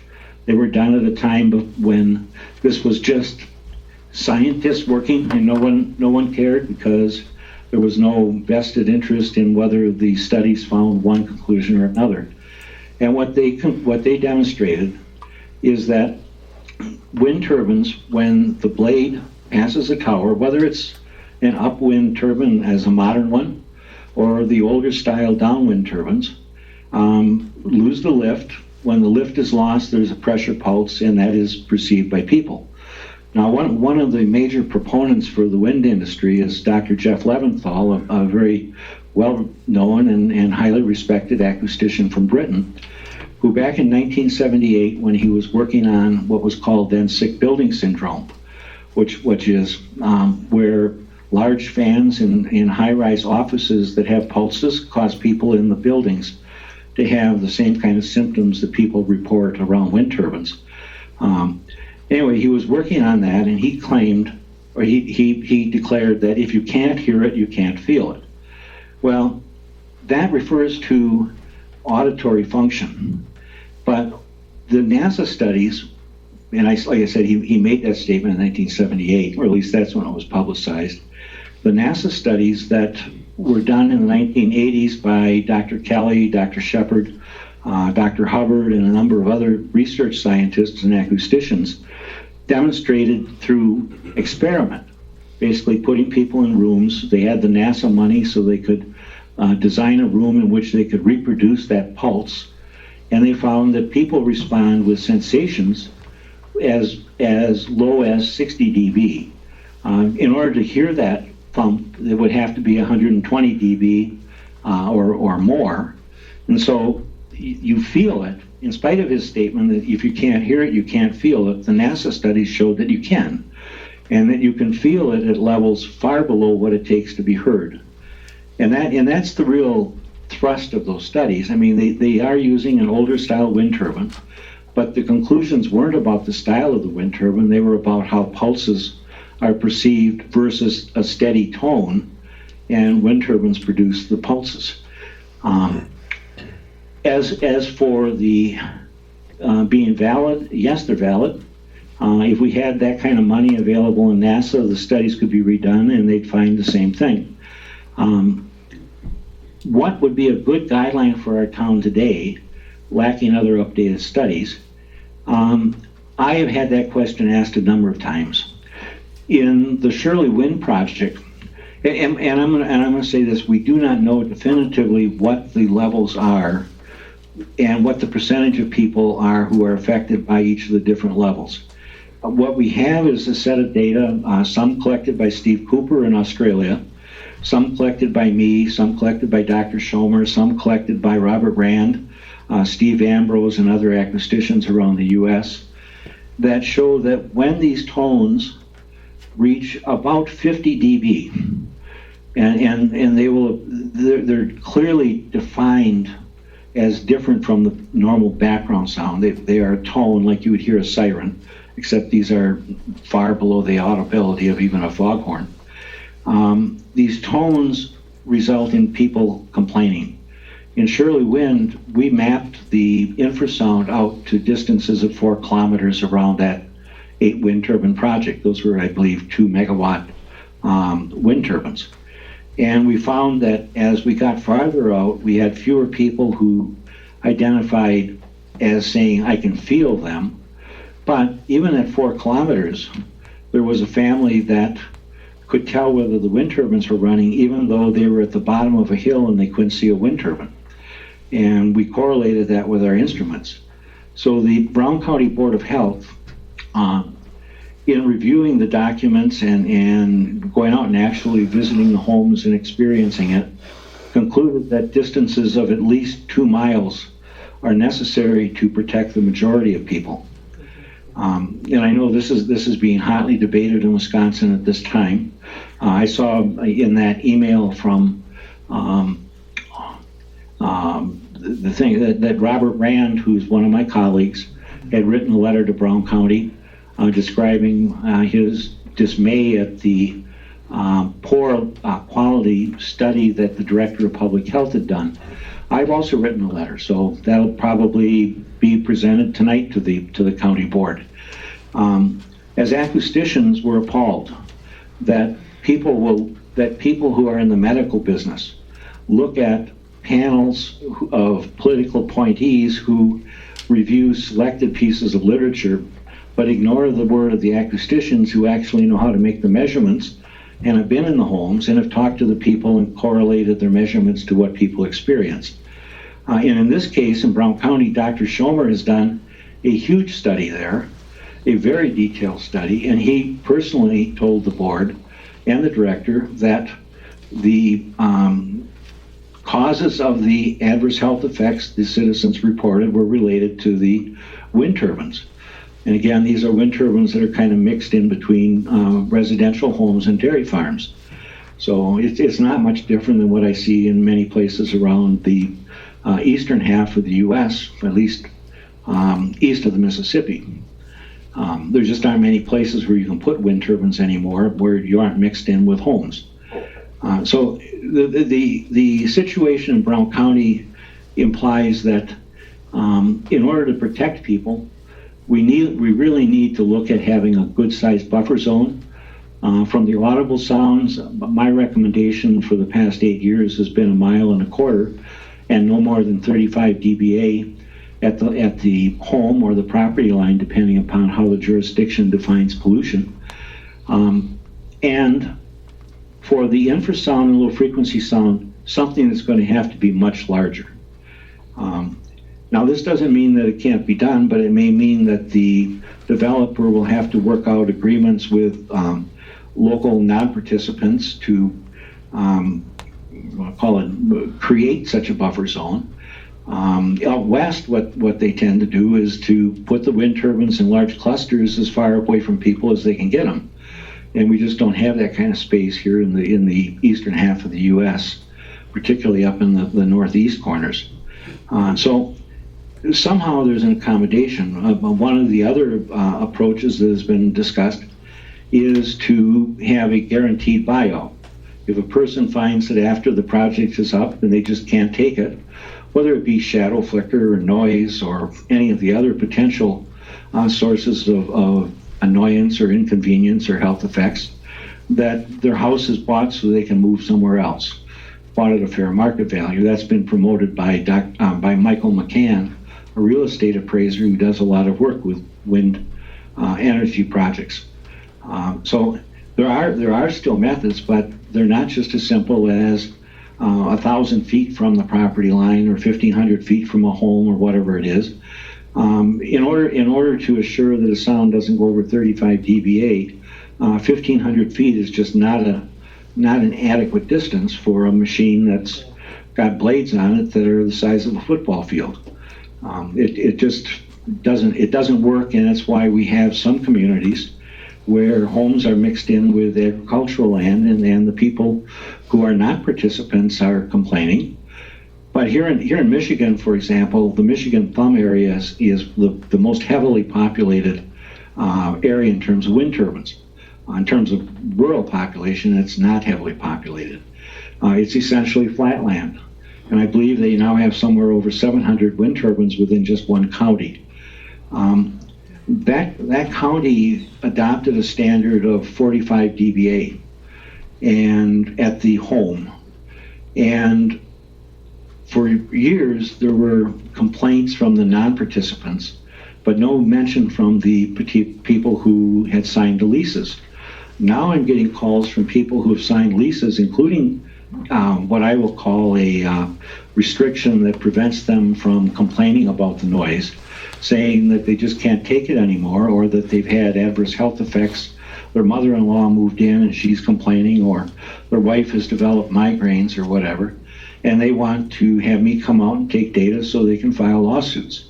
So not only do we see as time goes on that more and more people begin to associate their health effects with the operation of the wind turbines, we see people who are financially benefiting from it and could easily lease another land for another wind turbine or two, trying to get out of their contracts.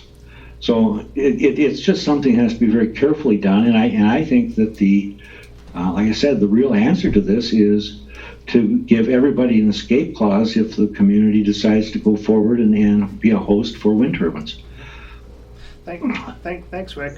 Could we continue on to number 5? Yep. And feel free to skip over questions that some of them probably will start to repeat that you've already answered. We'll begin to repeat here in a bit. Yeah. Do I ever see the actual measured sound levels exceeding the simulated sound levels of receptors? If so, by how much?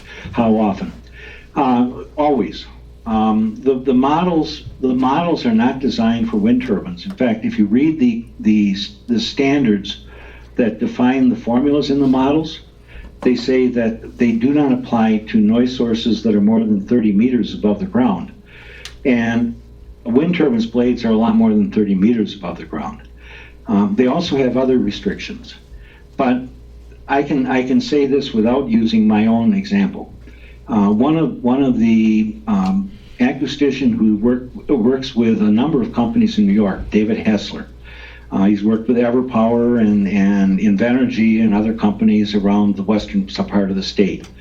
Made a statement in a document he wrote for the Minnesota Department of Public Utilities, saying that sound levels 5 dB above the model levels are frequently observed.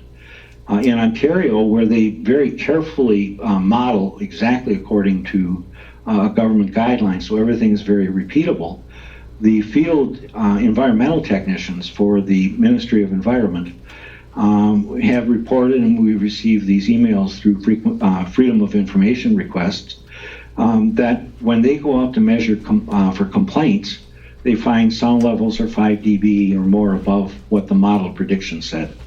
Now, that doesn't mean that governments have been forthcoming in admitting that, because we've had to, in cases like Ontario, we've had to use Freedom of Information Act to find out what their technicians are saying. But that it's whether it's me doing the test or it's one of the people who work for the developer or it's an independent compliance officer, we've all seen that at night, particularly those nights when it's calm at the ground but windy above at the blade level, the sound levels seem to be about 5 dBA higher than what the model predicts. Dr. Schomer has suggested in formal testimony in Ontario that a 5 dB offset be the minimum that is applied to the model. So if a model predicted 39 dBA, you would then add 5 to that and make the prediction 44.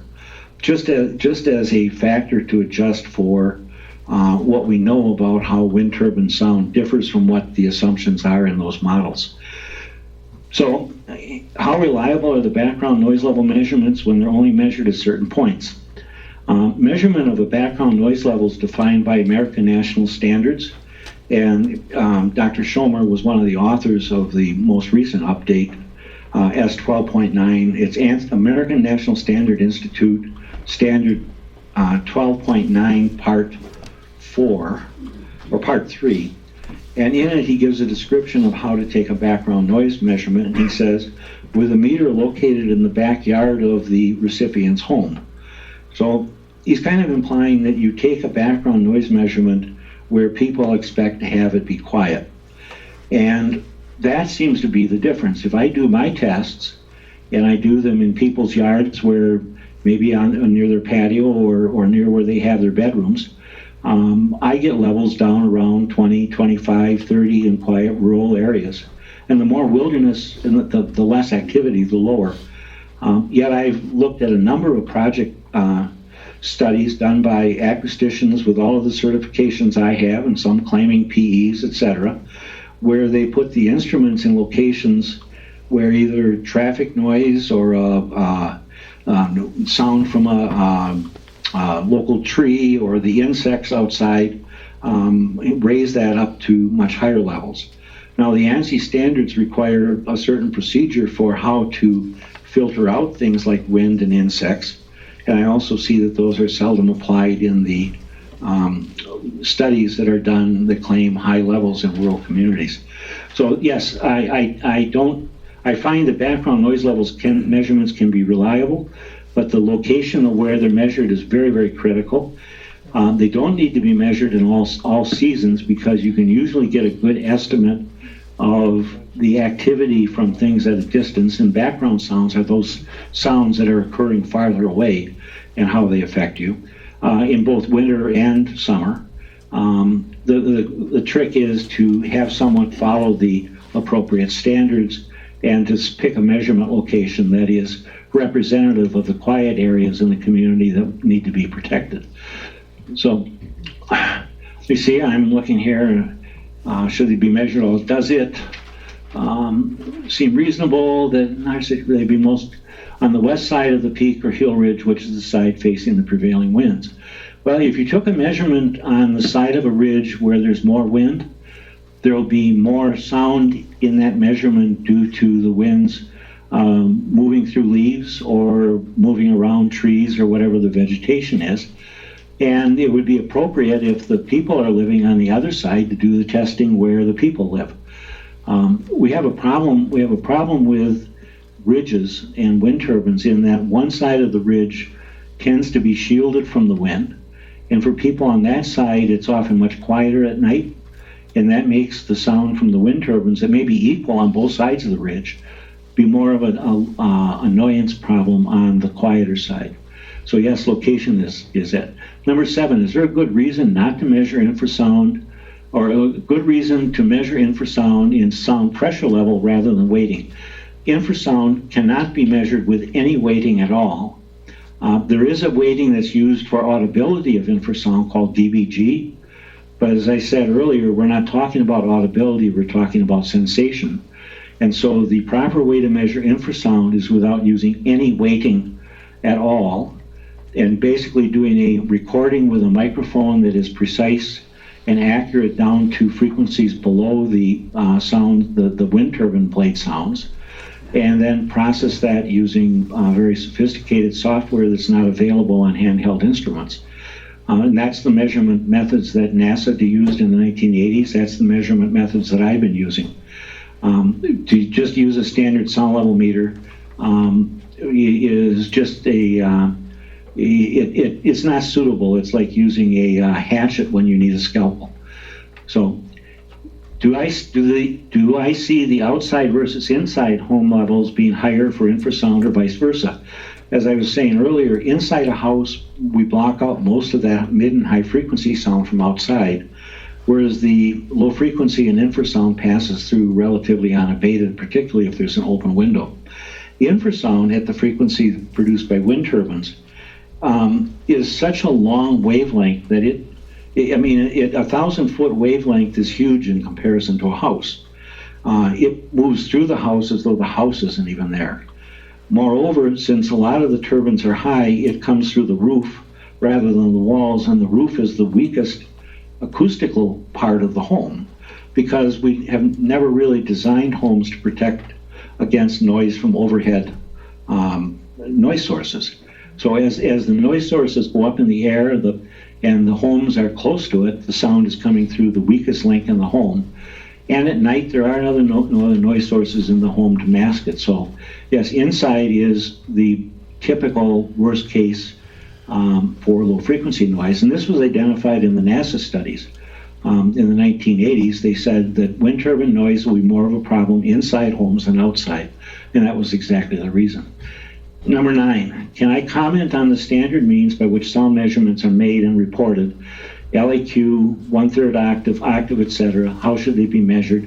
It seems as though by averaging over 1/3 or octave band frequencies, a lot of information is being lost, as shown by Stephen Cooper in the Pacific Hydro Study in Australia. Is there a good reason for this? Yes. It depends. When you're measuring audible sounds, LAQ, 1/3 octaves, etc., are all very good measures. But when you're measuring infrasound, you need a special microphone. Even an $8,000 sound level meter isn't going to have the microphones. The microphones I use are $2,500 a piece from a manufacturer in Denmark who hand makes each one. They're very, very difficult to find, and they're not routinely installed on even the most professional sound level instruments. And along with that, what I do is instead of, I basically use a high resolution digital recorder so that I'm recording all of the sound, and then I come back to my office and run it through analysis systems. The other is to use a microbarometer, which is a sensor that's designed only for infrasound. These are much more durable, much less expensive. They're used for monitoring earthquakes around the world, tsunamis, nuclear tests, etc. So they're a very standard instrument. And because they're focused only on infrasound, locating one in a home is an inexpensive way to detect whether wind turbine tones are present. The instruments that I use run about, if they were on sale, you could probably get the software and the hardware and the microphones for between $15,000 and $20,000. A microbarometer is in the range of $1,000. So it's a much less expensive and much more durable way to do the measurements. But you need completely different measurement techniques for audible sounds than for infrasound. Number 10, do you have recommended procedure for measuring noise through the full audible spectrum as well as down into the lowest infrasound ranges? I wrote a paper along with Mr. Wade Bray of Head Acoustics. Head Acoustics is a company whose works with the auto industry and the airline industry to tune the inside of automobiles, particularly high-end automobiles, to have a certain sound. They're called sound quality engineers, and they basically are the ones who design our products to have the sounds we want to hear rather than the sounds the machines would like to make. He uses special techniques that are benchmarked in how the human auditory system works. And we demonstrated using a home in Michigan's Thumb area in a paper that's been available and for all of my peers to read, the type of instrumentation and methods necessary to do this. And I believe that was back in 2011 or 2012. So we published it, and it's available. As for the audible sounds, the full spectrum, the American National Standards S12.9 series, part 3 gives the full information on how to do audible sound testing, both for compliance work or just to separate the noise of a noise source from other background sounds. So in that case, there are American National Standards to do that. And these are the kind of standards that if you're doing a township noise ordinance, you want to put in order to guide people as to how to do the testing. So number 11, are there reliable instruments available down to 1 hertz and even lower? As I said, the most reliable and expensive is a quality microbarometer. And other than that, the instrumentation costs, because of the nature of the kind of test, begin to skyrocket. A professional sound level meter with all the bells and whistles will cost about, let's say $8,000 to $10,000, even though it's not much bigger than what I call it, a small handheld radio. They're very precise. They're very tolerant of temperature. They're very stable, and because the volume of sales is low, they're very expensive. That kind of instrument, however, normally can't measure any sound below 6 hertz, and so it would be entirely unusable for the infrasound. So there are good, reliable instruments, but an acoustician needs to pick the right one for each case, and in terms of 1 hertz and lower, microbarometers seem to be the least expensive route to do the testing. Number 12, do you think there would be any value in residents making our own background baseline infrasound measurements as a reference? Well, there's always a benefit in getting a baseline before some big change. I've done this in a number of communities, and we've been able to document the before and after. I haven't been able to publish a lot of that because it's either pending in a court case or for other reasons has been embargoed. But other people, such as Steve Cooper, have managed to get their data published, and it demonstrates the kind of instruments that are necessary and the value for having a background. Would it be a waste of time for the community to do it because it'll be disregarded by anyone in authority? I'd have to say that's probably true. I get challenged. I've spent 40 years doing this kind of work, and I get challenged every time I take a sound level measurement before a board or a court, down to whether I even knew how to calibrate it. I swear that in some of these cases I'm being asked if I know how to even pick up a meter out of a case. So if I get challenged and questioned on how the measurements are taken, I'm sure that anyone who doesn't have my background or an equivalent background would be equally challenged. Are there any real standards or governing, this is question 13, are there any real standards or governing bodies in place to regulate or monitor the safety of wind turbines? No. These are new. And because of all of the enthusiasm for renewable energy, green energy, the complaints have basically been given a pass by the politicians, so we don't have any good standards. We do have some good standards for audible noise. New Hampshire just passed a new one.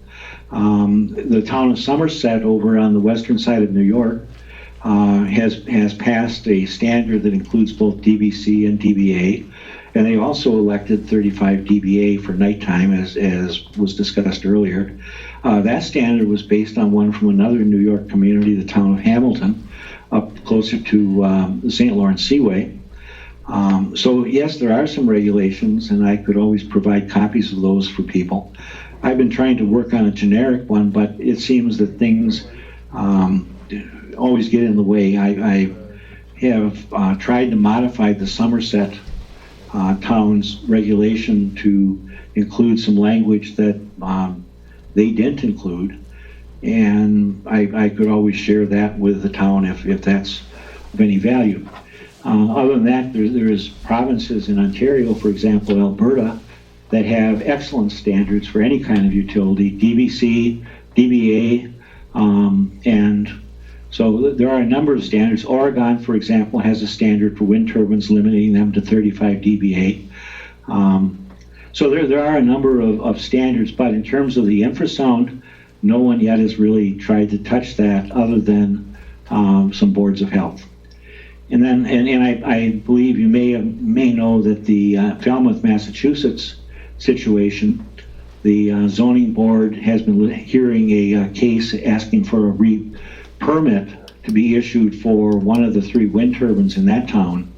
But they announced on Saturday they're going to deny that permit after listening to all of the new evidence from doctors and acousticians on both sides of that argument.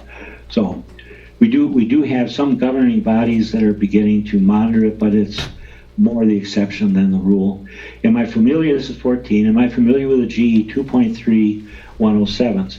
Yes, but only in general. Wind turbine manufacturers are very reluctant to release their sound data. I typically only see it in court cases where it's been required that it be submitted, and that is a model that is a little bit newer, and I have not seen that data yet. I have seen summaries of the results, but I haven't seen the raw data.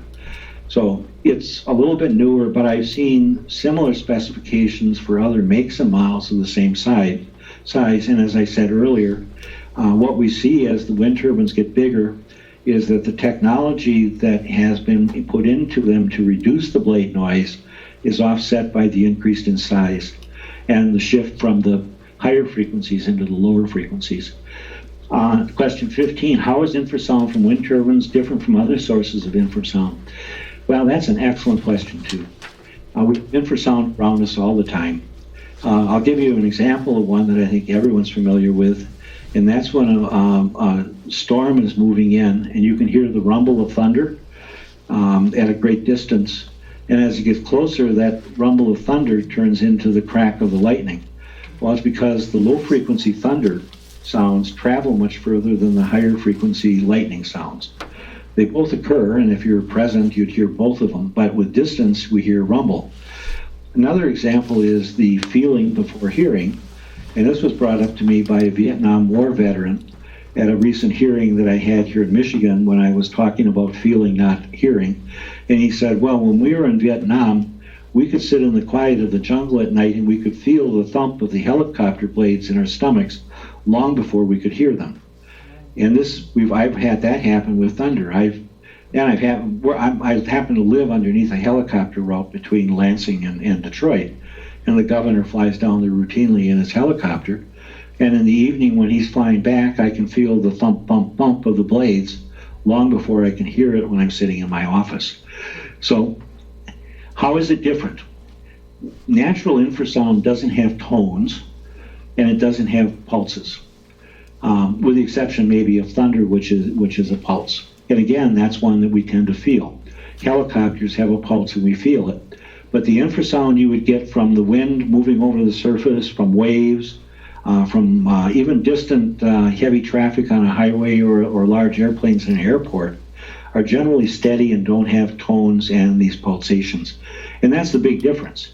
In the Falmouth case, the acoustician who was working as the local acoustics expert for the complainants, the citizens, had taken measurements in a home showing the tones from the wind turbine's blade pass.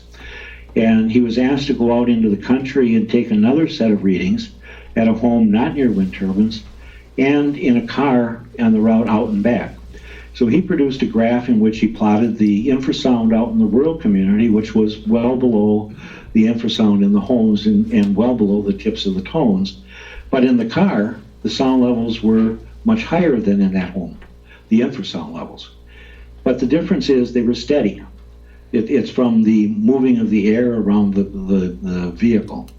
And because it was steady, it doesn't affect anybody. Had it been pulsating, it would. And for those who are old enough to remember riding in a car, and I remember riding in the back seat of my dad's '56 Buick, when someone would roll down the windows because they were smoking cigarettes, and you hear the whoom, whoom, whoom, whoom coming through the windows from the air moving around the car. And that has been identified by vehicle manufacturers as a source of motion sickness in children in back seats, which is why now almost everybody rides with their car with the windows sealed up to prevent that pulsation. And it's at least my experience that we have fewer vehicles where people tend to get nauseated in the back seat. That's part of, as I said earlier, Mr. Bray works on that kind of stuff, and that's one of the things that vehicle manufacturers have him look at, is how to minimize pulsating infrasound in the auto cabins. So the next question is, how does blade length affect sound? I've gone over that. The longer the blade, the deeper the lower the pitch, the more of the pulse because it has more snapback.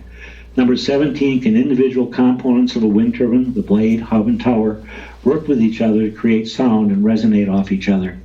All of them resonate off each other. I have read papers from the designers of wind turbine towers on the problems they have with how the tower acts like a tuning fork and bends back and forth in the wind. When I go out and measure wind turbines where all of the turbines are turned off, but the wind's still blowing, I can see that tower resonance in my data. It's not as strong as the blade resonance, but everything that is long and skinny that's pushed by the wind will resonate. And so, yes, all of these can work together, but the real way they work together is when you have multiple wind turbines, the churn or the wake that comes off of the back of the blades can propagate for up to 10 rotor diameters. And I think at 10 rotor diameters, it's lost 80% of its energy. So if this churning wind becomes the air that's moving into another wind turbine as the inflow air, then those blades are going to be inefficient and we're going to have more noise. So yes, you can have situations where multiple wind turbines and the wakes that are produced by the ones that are most upwind become the inflow air for the others, and that makes the problem even worse. Now, I say that because you can see it in two areas. One, the complaints from people, but secondly, when I look at the power output, and I've seen this for projects out west, where you'll have rows and rows of wind turbines, and you look at the conditions where the wind turbines are all turning at the same speed, and look at the power output, and you'll see that the wind turbines that are in the most downwind position are producing the least power, even though they're turning at the same rate as the wind turbines that are in the most upwind condition. And this is because when you have air that's moving smoothly over the blades, you extract the most energy, produce the least noise, but when that air is disturbed by the churn, then you lose the lift, you lose the power, and you produce more noise. And then number 10, why is directly under the wind turbine the quietest spot? That's a great question too, because I've seen this done. When sound is projected off from those blades, it's projected outwards. If you look at standards for acoustical testing, the closest you can take an accurate measurement to a machine is 1 to 2 times its largest dimension. So if we're talking about blades that are 100 meters in diameter, the turn area, and we consider that we have to be 200 meters away before we can take an accurate measurement, that's because right at the tower, we're underneath and in the shadow zone. We're in the area where the sounds from those blades are not being projected.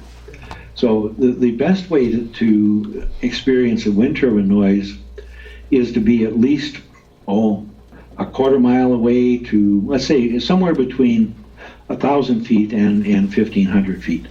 That will be where the sounds will become the most coherent, because by then the spreading cone of acoustic energy coming off the blades will have fully formed and be the strongest. And let's see if there's any other questions. It may be. Oh, there's a couple more. How do multiple wind turbines play off each other? And I talked about the churn. What is the best configuration of multiple wind turbines to minimize the effects? I would say I'm probably not the person to say what the best configuration is. What I can say is that the configurations that I've seen where they're kind of mixed, scattered throughout a community, is not the optimum. I think the optimum is the way they did it in Europe early, which is where you put in groups of wind turbines in rows, and basically like a marching band, with enough distance between each row so that the wakes can dissipate, and then a buffer zone around the wind turbines where people aren't living.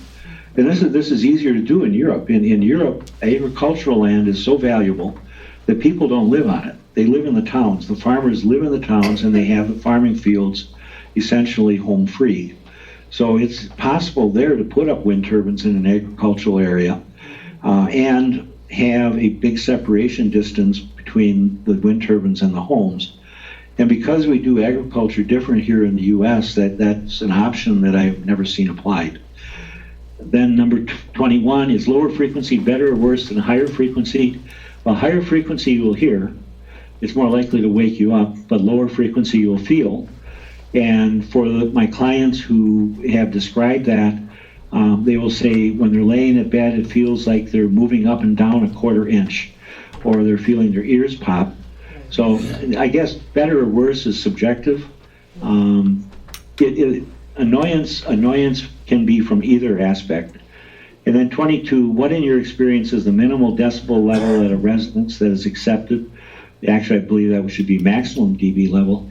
And I think that the 35 dBA at night is acceptable, or if you wanted to go with 40 dBA at night and no more than, let's say, 50 dBc, that would be a functional equivalent to it.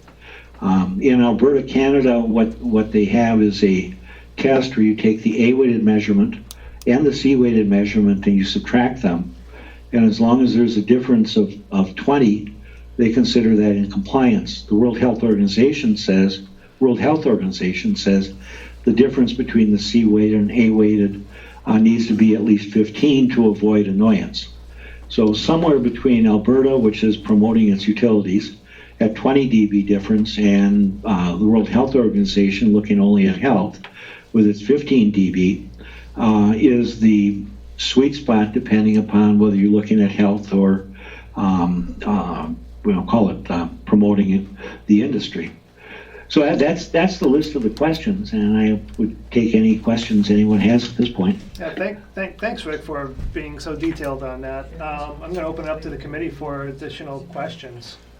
I just, there was one question on number 5, the last part that you didn't address, and that is there a difference between like hills and flatland, and how, how would that affect the modeling or, our experience as far as, because it's hilly here versus flatland? Yeah, well, lightly rolling hills probably is about the same as flatland. The one difference, the big difference is when you have a wind turbine that's elevated above a home, and the home is close enough that basically the sound is coming through the roof. So it's a matter there of proximity and elevation differences. Now, when it comes to ridge-mounted wind turbines, where you actually have a ridge where you put a line of turbines along a ridge, that has two complicating factors. One is that on one side of that ridge, there's always shelter from the wind, and so there'll always be one side of the ridge where leaf rustle, etc., will be minimal, making the sounds from the wind turbines more likely to annoy. The second is that the air moving over a ridge is generally very turbulent, and that can lead to more of the whooshing and thumping type sounds and more of the infrasound. So I think the consensus among those acousticians who follow the public health arguments is that a distance of 1.25 miles is sufficient to avoid any of the health issues in flatland, and something like double that distance may be needed in land where the turbines are highly elevated and subject to both more turbulence and sheltering, and the homes are sheltered from that wind by the ridge configuration. Other questions from the committee? I have a couple, just factual. Peter has a couple questions. Okay. So, Mr. James, am I correct in thinking that the World Health Organization standard for no observed adverse effect level average at night is 40 dBA? I thought that was what the WHO's night noise guidelines for Europe stated. The night noise guidelines say that at 40 dBA outside one's home, and we're assuming that the turbines will run, all night. Right. There's not a lot of difference. Is the threshold for consistent effects. I could pull the table up here. I don't have it readily available, but that's the threshold where you know that adverse health effects will occur. Right, okay. They then say that between 30 and 40, there are people who have special vulnerabilities, particularly children and elderly, who may be disturbed. If the characteristics of the sound include things like changes in sound level or tones, or maybe you can imagine if you had a gearbox grating away, even if it wasn't a high dBA level, that would be annoying. So if the characteristics of the sound warrant it, then 40 may be lower than 40, which is why I said the 35 dBA was a good split between the World Health Organization's 30 dBA, which is the point at which they observe some effects in the most sensitive people, and 40 where they see consistent effects in people that aren't just the more vulnerable people. So I'm generally right in thinking that the World Health Organization recommends below 40 dBA average for nighttime. For their 40 dBA averages for airports, roads, and railroads, not wind turbines. And so it was, and all of those have more mid and high frequency sound than wind turbines. So yes, the World Health Organization's guideline, and it's not a law, it's just a guideline. I understand. Is that at 40 dBA, common urban-type noises, roads, industry, airports, etc., begin to cause adverse health effects of the type that are related to sleep disturbance or cardio disturbance. Right. Now, I don't know what's happening in York, but here in Michigan, there was a long period where noise barriers were considered cost prohibitive. And yet, as the studies have come out about how highway noise affects cardio health, I'm seeing more and more areas putting up noise barriers along highways.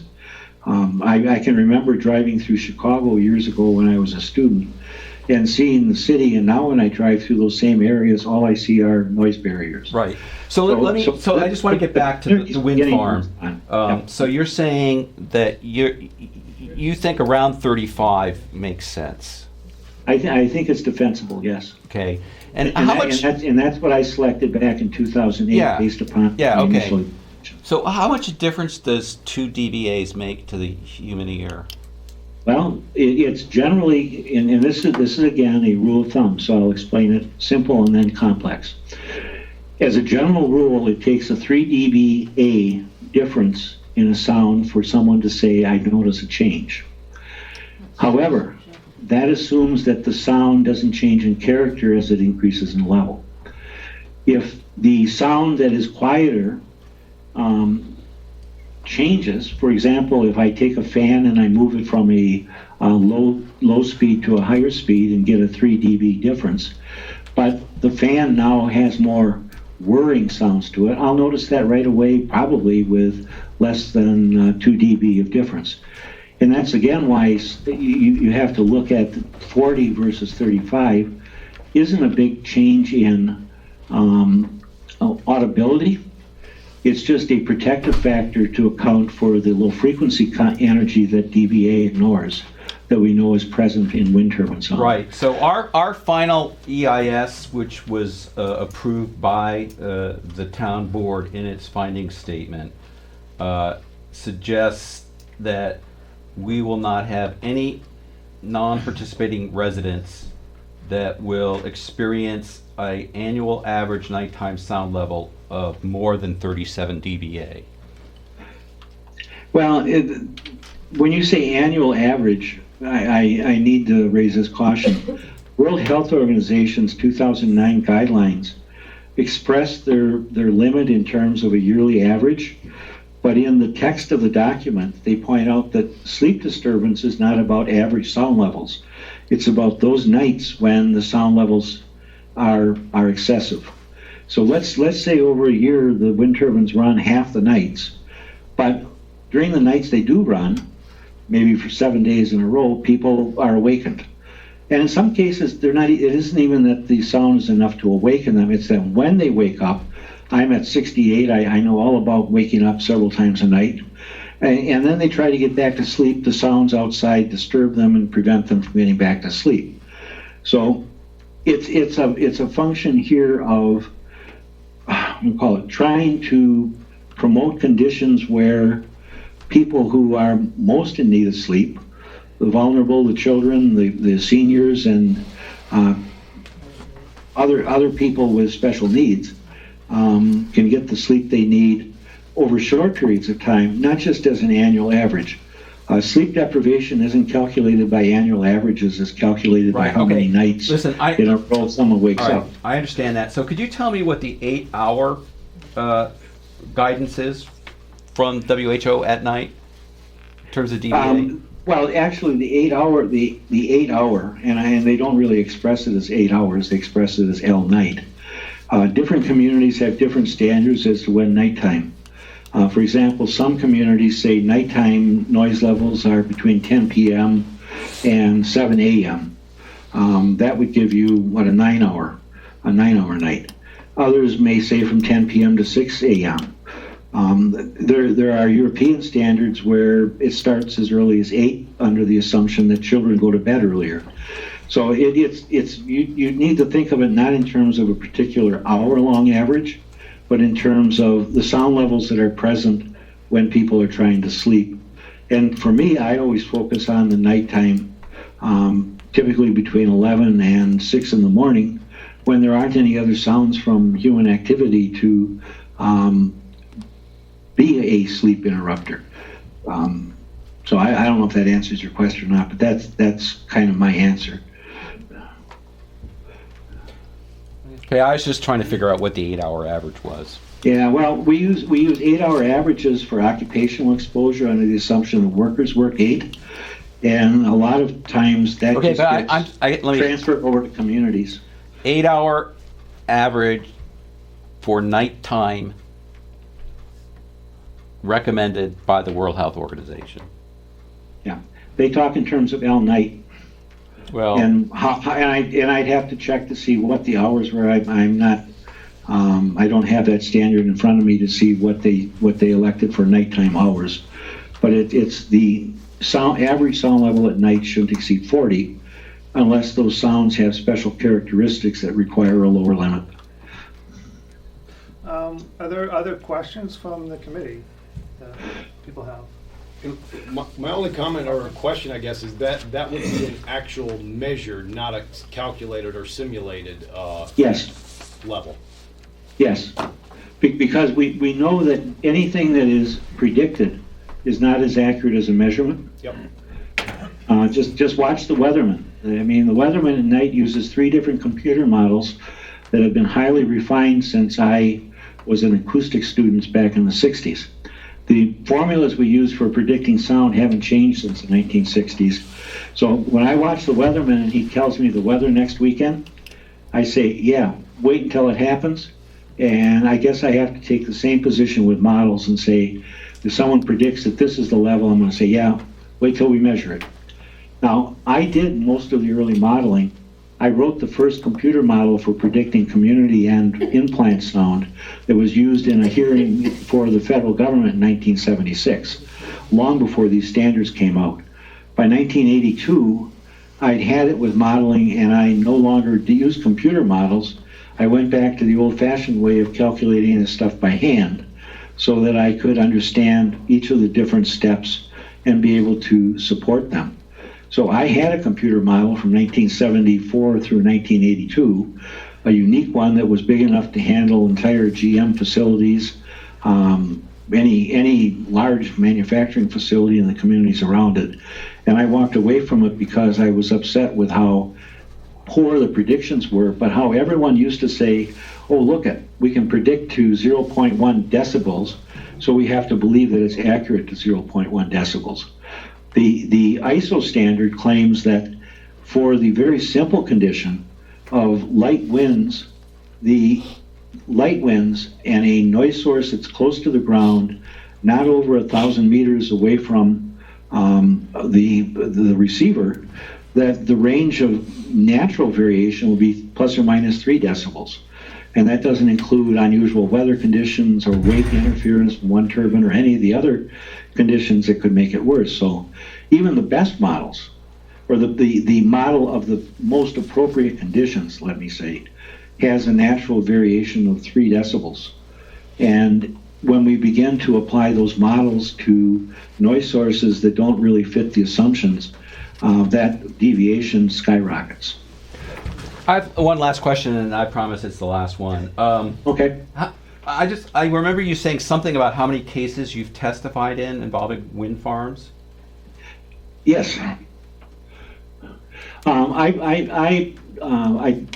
don't know how long it's been since I counted them, but when I last wrote the summary that I was using as a guide, I think I said I had been in over 60 communities, and 30 of them I'd done work related to either advising clients or lawsuits or Right. whatever. So And, a lot of cases in any event. So comparatively, yeah. yes. So could you do us a favor, and could you send us a case where you supported going ahead with a wind farm project? I'm never hired for those. Oh. You know, I'm- Thank you. That's it. That's all I wanted to know. Thank you. Yes, yeah, I mean, I would be more than willing to do that. And the fact that I have a long-standing track record of working for the complainants, I guess makes me less desirable to the developers. Yeah. whereas the consultants that they have used have a long track record of working with wind developers and never worked for the complainants, and they prefer to use those people instead. Yeah. So, Okay, thank you. Okay. Are there other questions from the committee? Okay. Well, I appreciate, Rick, thank you very much for testifying, for us, giving us that information and the detail you went into too. That was really informative. So, okay, well, I appreciate everyone listening. I hope I haven't chewed up too much of your night, and with that, I can sign off. okay. Okay, goodbye. Thanks, Rick.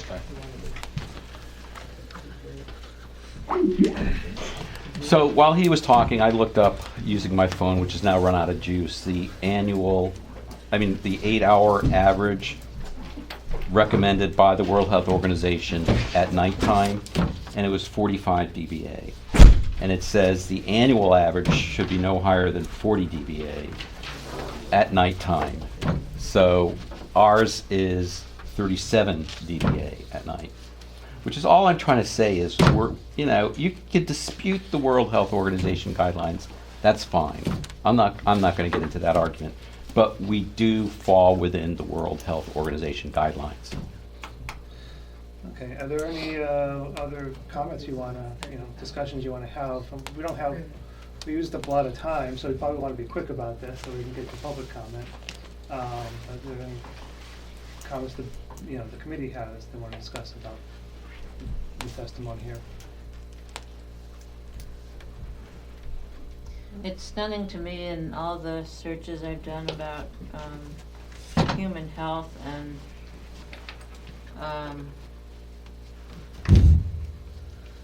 wind turbines. The National Institutes of Health have papers that I put up on our Trello site about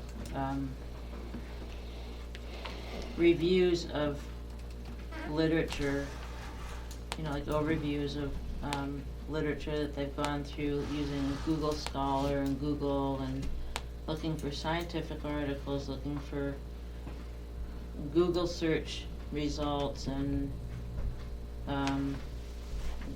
common literature, and it all comes up with the yes, wind turbines create noise, and yes, people are annoyed by it. When they accumulate all the data from these pieces of literature, but they can't come up with a definitive yes, wind turbine noise causes X, Y, and Z diseases. I can't figure out. That's the National Institute for Health? Yeah. Yeah, well, they're obviously a captive of the wind industry. Well, what's interesting is if you actually look, you won't find any hard science that looks at it. What you find is reviews of other. No, there is a lot of your hard science. Like what? I'll send you, the review articles you're talking about, meta-analysis, causal inference, that sort of thing. Yeah, what they're doing is they're reviewing. All you find is articles that review other studies. Like I said before, what they do is they say, oh, well, we've reviewed all these studies. We find like there's 13 that mention health. But based on that, we can't make a connection, a reliable causal inference. And I keep looking for, an NIH study that says, hey, we're going to look at health.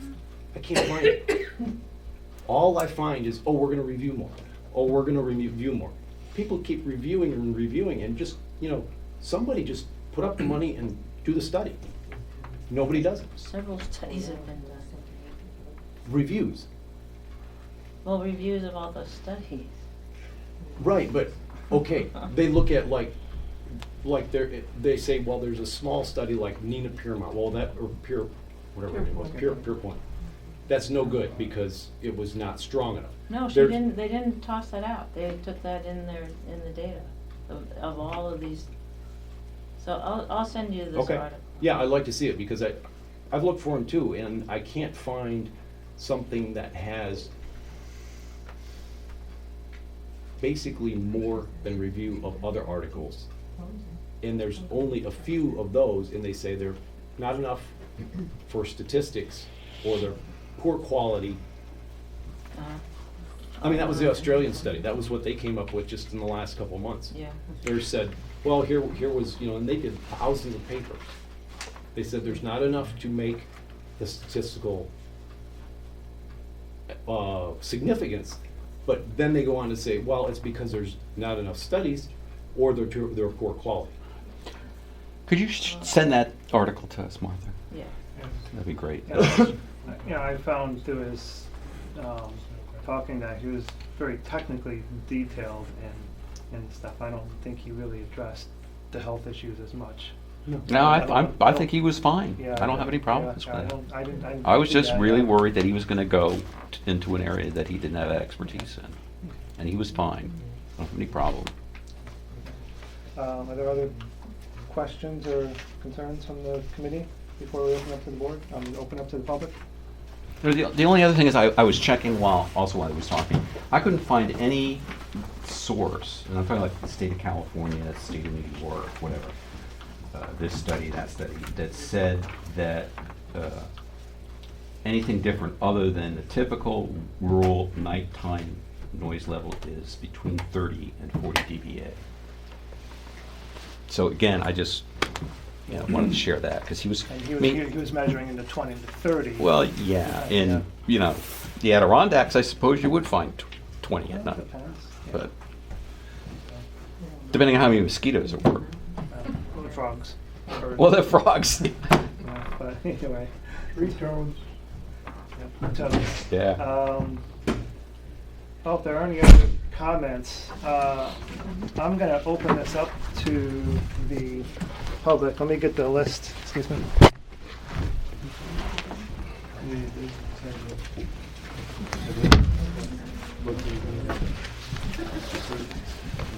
Sorry for going over, but I'm going to open up the privilege of the floor. Please keep the responses, respectful and to, 3 minutes. And going in order, Don. Of course. Okay, you always first. I am Don Drake, 105 Griffin Road. I just want to say that our hill is so quiet at night. You can hear the train way down in Newfield, just the little horn on it they're going on. It is so quiet out there that I know from just what that guy said that we're going to have big issues at night with these things. There is no doubt. And also, I just wanted to say that that man needs to learn some manners. Let's keep it respectful. I am, that's so respectful to me, trust me. Also, I forgot to mention, when you stand up, please state your name and address. So, Art. I don't need to speak. Okay, so you pass. Henry. My question's been answered. Okay. Any other members of the public that would like to speak? Cliff. Cliff Newhart, 753 Black Oak Road. Is this an official meeting? This is an official meeting. It's being recorded. There'll be Okay, minutes for the because I minutes. don't see anybody taking no minutes. It's being recorded, and the minutes will be written up from there. Okay. I apologize that Sue is not feeling well at all. She's been out sick, and Alice had a pre-engagement. So, and I just learned that like an hour or two before the meeting. So, it is an official meeting since there are at least 3 board members here. Just curious. Yeah, and there's not an official note taker. Because I know but- Peter kept saying Yeah. he wants, Yeah. but there's nobody here taking minutes. I did talk with Alice just before I came here. I've got her recorder. She's recording it, and the meeting minutes will be written up. Okay. So, okay. Any other comments? Questions from? Okay. It is 9:46, and I'm gonna You did it. call this meeting adjourned. So So, thank you very much. She's gonna have, it's gonna take her so long to type this. I mean, typing from a recording is the worst. Yes, maybe she It's just, better to just take, maybe she could just listen to it, take notes, and then type the notes down. okay. And we have an hour and,